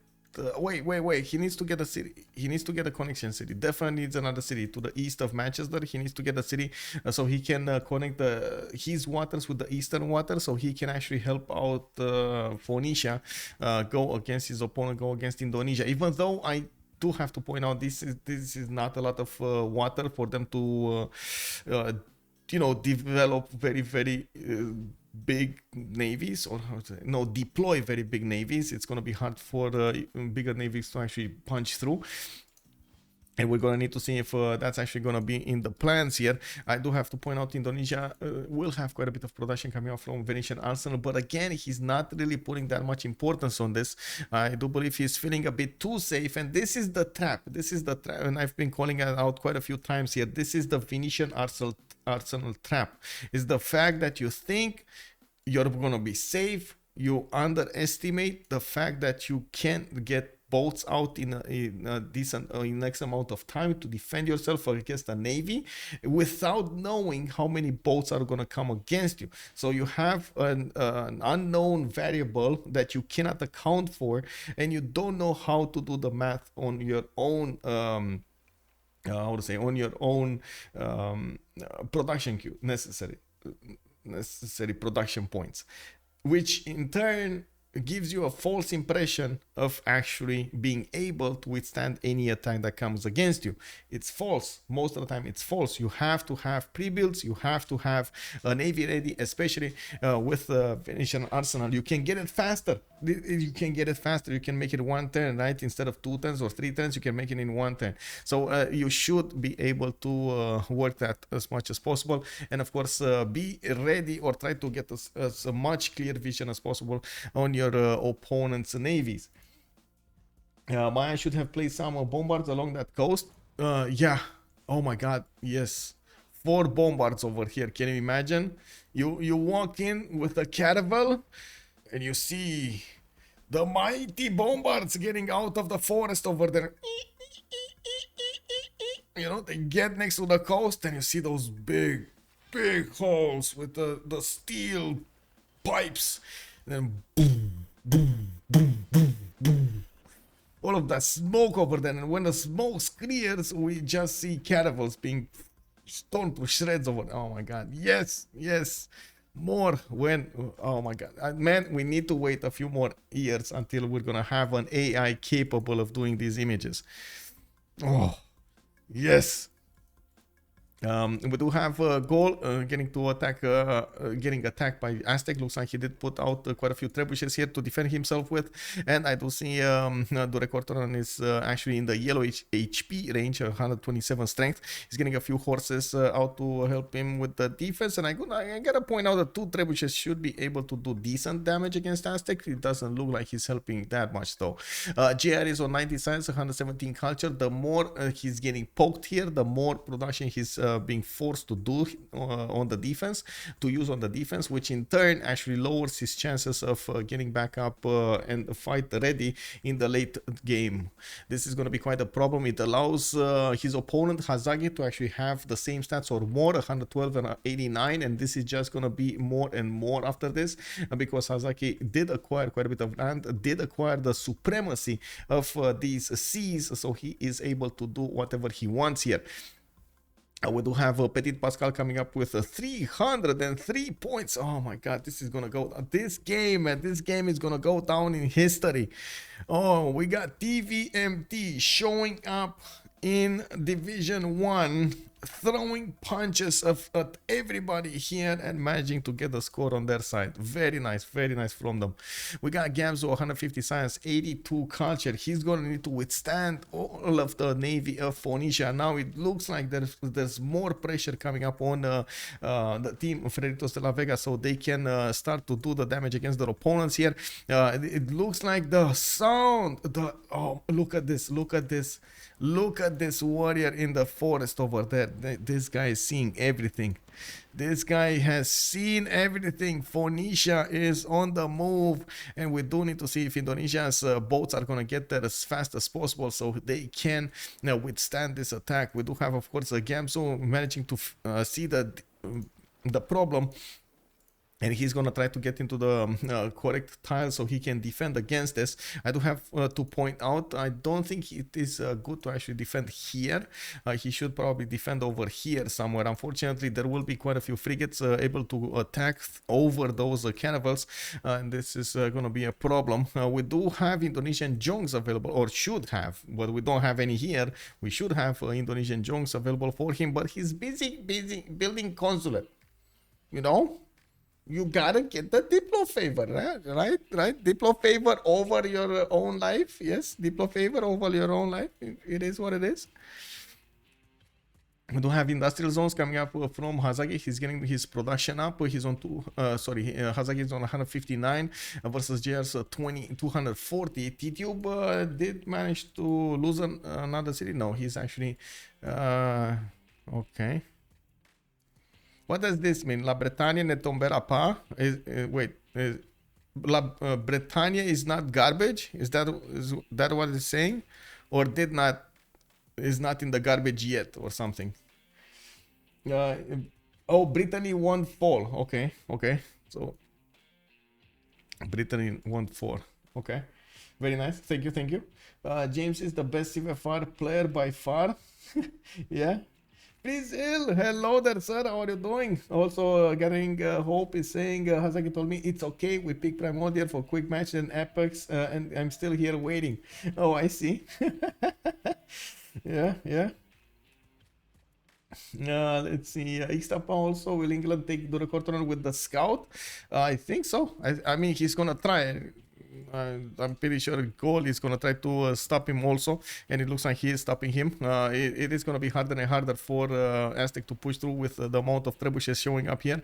It looks like he should be able to deal the counter damage here, and he's going to be fine. But again, fine for how long, right? His allies are dying, unfortunately, or not, don't have enough to counter attack. James Bong, good evening, sir. Why JR is fully rel? Well, I wouldn't say fully rel. It's definitely another level of Irel versus Tidube. Come on, let's be real on this. It's like Tidube, Irel, JR. You know, come on, totally different level. I guess you guys really like to use the term full Irel. We do have 5 series over here, from 6 series from Indonesia, needing to start to put out boats. It looks like he's not one turning them, he's still 2 turning them, and it is going to be a problem for him to get everything going over here against his opponent. Gabzou did manage to plug the chokes to the northwest, and it looks like it keeps Pompi's boats on their toes. It doesn't seem like these boats are able to punch through the defenses of the Indonesian ones. We do have intel on opponents, bonus from the Admiral, Oligarchic Legacy, and quite a bit of support for those boats over here. There's only going to be one tile of attack. Okay, it should be fine. It should be fine. It's fine. It's fine. We got the Rule Valley coming up in Wakabnal, Potala Palace coming up over here, and I do need to see when he's gonna put out. Oh, look at that! We do have Statue of Liberty coming up from Ptitpascal. They do need to take out an opponent all together, and this is the biggest challenge, right? Manchester is not dead yet, which and I do have to say, like, France is not dead yet, and it doesn't look like it's gonna happen that fast, which will still give France over here the ability to vote in the congresses, which will take quite a bit of Diplo favor away from their opponents, or I should say Diplo options from their opponents. We don't have a follow-up navy coming up from Phoenicia. He is also getting pressured quite a bit here. Indonesia is poking back at the Phoenician boats, and it is able to do significant damage against those Phoenician cannibals. It doesn't look like there's anything gonna, there isn't something that's gonna happen majorly here. Now we do have Titiits also trying to get back up with his necessary science, with his GG. Oh, it happened. We did have TVMT snatching the victory on the primordial map against Freritos de la Vega. Oh my god, this is the first season, right, of theirs in the Division 1, and they are trading with the best, doing the damage over here. Man, oh man, very good plays coming up from him. Hazaggi did amazing, taking down Tidube over there, trading punches with him. We did have Australia, to his best efforts, did take the capital city of his opponent of England, was trying to get in there, try to do something, and then Phoenicia, even if he got a big territory, it couldn't punch through the defenses of Indonesia. Maya was just sitting, you know, somewhere in a corner, just getting more and more cities, and at the same time, the wonders, the Diplo points, the everything, the science, he was just booming. Anyway, as usual, we will go into the voice comms of their channels over there. And I do have to point out, we are in the CivFR community. We are in the Francophone community. They're speaking French mostly. But of course, if they will give us some answers in English, it will be amazing. Thank you so much. But other than that, I'm pretty sure we do have quite a few English-speaking viewers, French-speaking viewers and English-speaking viewers here. So both of you, I hope, will understand what's going on here. And of course, I do hope if anybody wants to translate, feel free to do so in the chat. I'll do my best, but it's very hard for me to actually translate right now. I'm still learning French. You saw me. I'm talking with my tutor over there, trying to set up meetings and so on and so forth. You know, it's one step, baby steps over there, you know. This year was much better in Paris, by the way, to get all of the, French going. So let's walk in. Let's see what's going on. We do have the 4v4 channels open up here. Let's see what they have to say. Congratulations. GG, well played. Wow, you sound really, Really sad, Gabzou. Gabzou, you're really sad. Why is Gabzou sad? GGR. Eh gros, Tidube, je lui dis, tiens un peu, j'arrive t'aider après. 2 tours après, il était full dead. Voilà. 2 tours après, je lui ai dit ça. Le mec, il a fait des projets d'amiraux, mais il avait pas les caravelles. Non, mais ça, bon. Hazaggi, Oui. la diff de spawn est incommensurable. Voilà. Entre toi Ouais, et lui. Entre toi et lui. J'ai un spawn de merde, JR. Mais non, mais tu as des campus. Tidube n'a rien. J'ai des campus plus 2, JR. J'ai mis une Mais table oui, de mais bouffe dessus. t'as un setup campus passe de bouffe, tu peux te démerder. C'est même pas un c'est full. setup, c'est... J'ai acheté 2 cases depuis ma cap pour l'acheter dans une ring 3, Ah, gros. Titube, il peut le faire aussi. Ça coûte super cher ce que j'ai fait, gros. Non, non, non, il n'y a pas de montagne sur son spawn. Eh, ça capte, Si. c'est désespérant, ça capte. Non, mais elle est pas incroyable, mais vraiment le spawn d'Azaggi il était pas terrible et il pouvait faire avec les deux montagnes, il peut faire la même chose qu'Azaggi. Après, Ah, non. si, parce qu'il a les 2 montagnes, il met sa place de la goutte sur la 1-2 au lieu de mettre sa B3 à la. Mais quelle de montagne, il y a un coton. Non. Mais gros, tu racontes Ouais. n'importe quoi. Mais il a un campus plus 3 quand même, la Bretagne ne tombera pas. Oui, bon, la ville où que je n'ai pas eu le temps de faire quoi que ce soit dedans. Oh, quoi. ton micro, Oui, ça. par contre celle-là, ouais. Tu peux nous montrer ton nom C'était une catastrophe. Regen, Ton micro, Tidube. Rebranche ton micro, Tidube. Bon, mais bon, Regen, c'est parce que Tu grésilles, rebranche ton micro. Pompi, il est là en mode je vais fumer Gabzou et un tour après, il nous dit merde, j'ai pas l'héritage oligarchique en fait. Bon, du coup, bon. Ils ont gagné tes 34 Black Pit. Il s'est passé quoi dans la game? T'étais sur quel tech, Pompi? Bon, là j'ai. Eh, déjà bonsoir, fait sur Josie. CivFR, je suis sur poudre à canon. Là. Non, mais aussi, Hazaggi, t'as un très bon J'ai spot moteur à d'Aztec, vapeur prochain tour. Ouais, j'ai l'arsenal. t'as tes 6 loots ultra vite, Non, mais enfin. t'as une 16 gratos. Alors, ce qui me met bien, c'est que c'est moi qui vais prendre la CS, c'est surtout ça qui me met bien. Le reste du spawn, c'est claqué au sol. Hein. Mais 3 tours, mais galère.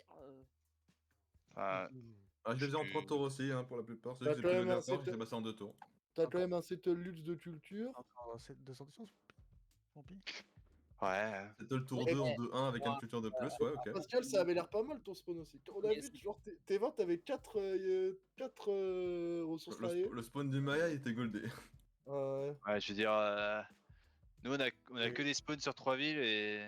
Ouais, moi j'ai un bon spawn, mais je dois rush Caravel. Je voulais pas rush Caravel, moi. Les 4 luxe, c'est des. C'est des plantations. Non, Ouais, je on sais. tient. Moi, j'ai Genre, pas rush Belle map, j'ai bien aimé ma game en tout cas. Vraiment, Après, j'ai senti le counter. Vous avez pas Après, on lui a déconseillé fortement de prendre Pourquoi on la a pas force. Maya? un primo. En fait, t'aurais pris Oh. Gorongo, moi, sur la carte. Parce qu'on était chaud pour le primo. Bon, en vrai, Primo, c'est un peu du jumble de ouf. Ouais, c'est pour ça. Mais genre là, pour le coup,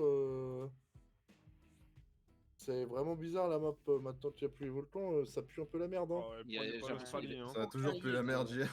Mais non, non, avant c'est c'était pas vrai. marrant. Avant, Avant, on Ça s'amusait. a jamais été drôle, gros. Mais j'ai bien l'impression sûr que si. j'ai l'impression qu'il n'y a plus aucun lead en fait là sur la map. Mais oui, moi aussi, mec, j'ai l'impression que c'est tout plat maintenant. Hein. Bah ouais, voilà, il n'y a pas un volcan, c'est pas pimenté quoi. Non mais sans Il parler se de passe rien volcan, sur la map. On fait le play de Tidube, voilà. Hop là, sur le stream. Hein?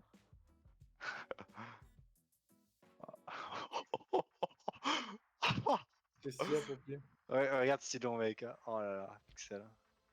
Je sais pas. C'est-à-dire le nombre de. Ah, ouais, ok. Le nombre de collines, ouais, c'est pas ouf. Pas de shot. C'est pas chez, ouf, hein. chez Pompi. Moi j'avais un problème, c'est que j'avais pas de classe plate. Ah. Ça c'est un autre problème en vrai.